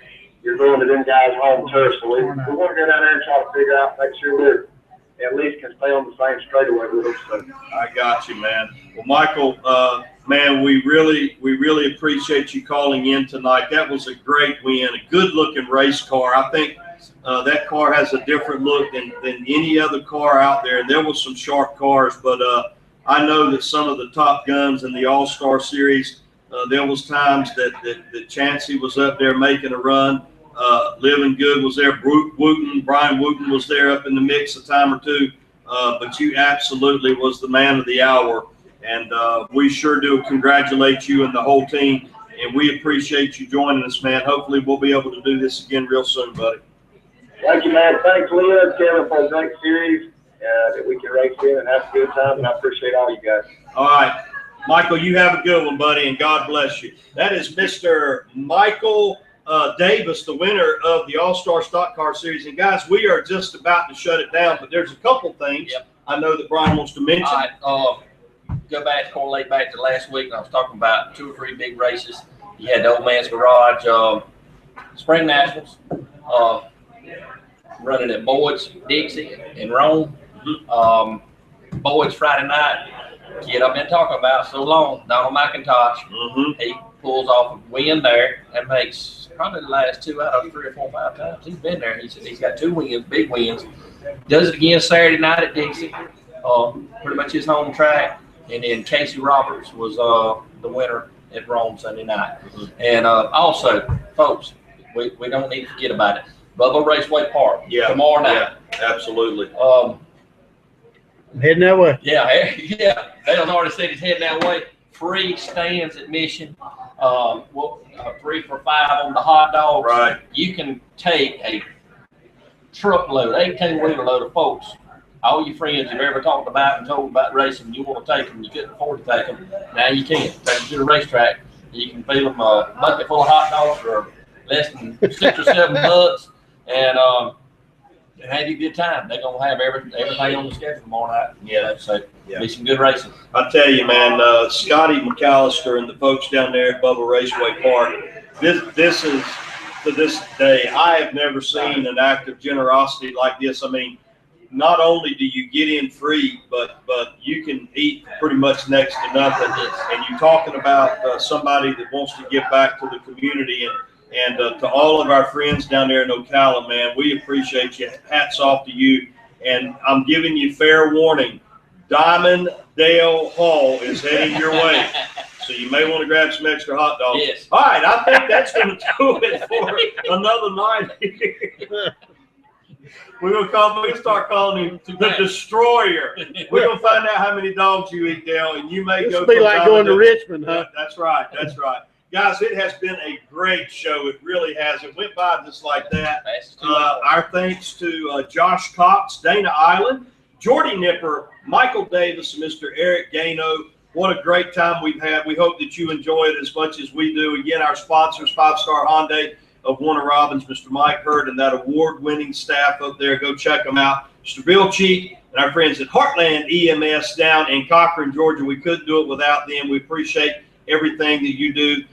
Raymond and Amy Poor got a great place here at the Rescue Smokehouse Grill. Guys, there's a lot of exciting things happening around this restaurant this coming Saturday night from 7 until 10 o'clock. Bring your lawn chairs, bring your family. They're going to have a DJ playing oldies music. They're going to have country music. If you have a certain kind of music that you like, they have the capability of taking it off of your phone. Maybe if you've got a CD, whatever, you've got to play the music.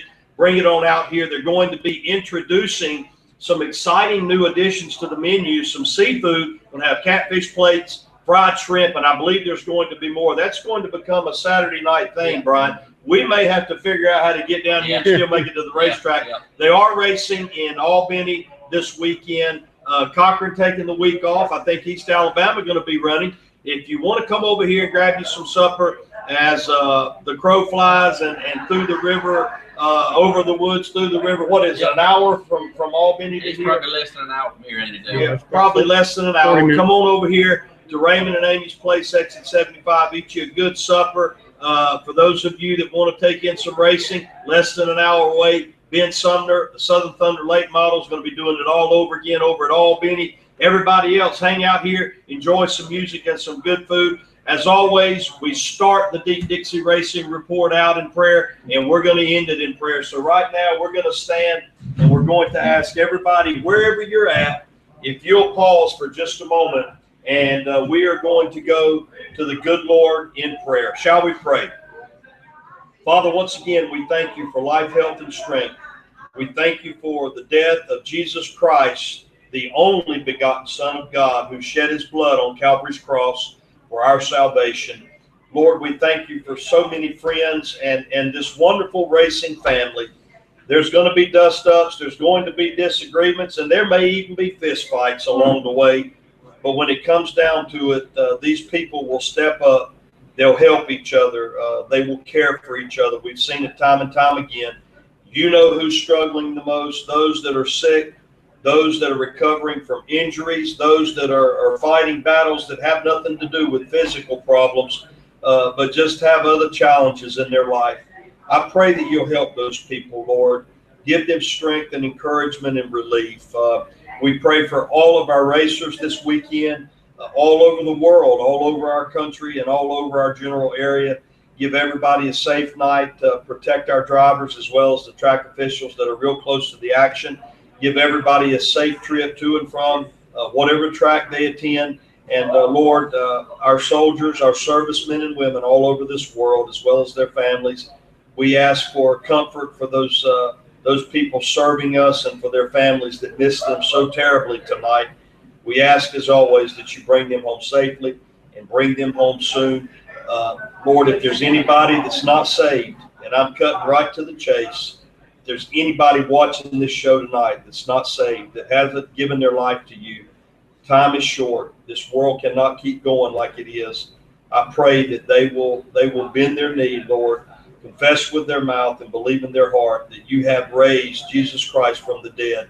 And Lord, ask him to come into their life and save them. Let somebody find salvation as a result of this Deep Dixie Racing Report show.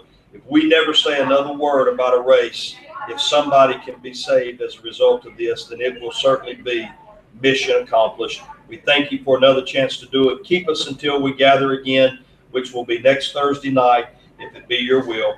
And we pray all of these things in the name of Jesus. Again, thanks to all of you for tuning in. For the best producer in the world right now, he's Diamond Dale Hall. Next week after Ocala, he might be the destroyer if he pounds those hot dogs. My buddy Brian Hester, always getting it done. This is Pastor Todd Sharon, track announcer at Cochran Motor Speedway, and your host of the Deep Dixie Racing Report. God bless you. Good night. We'll see you next Thursday.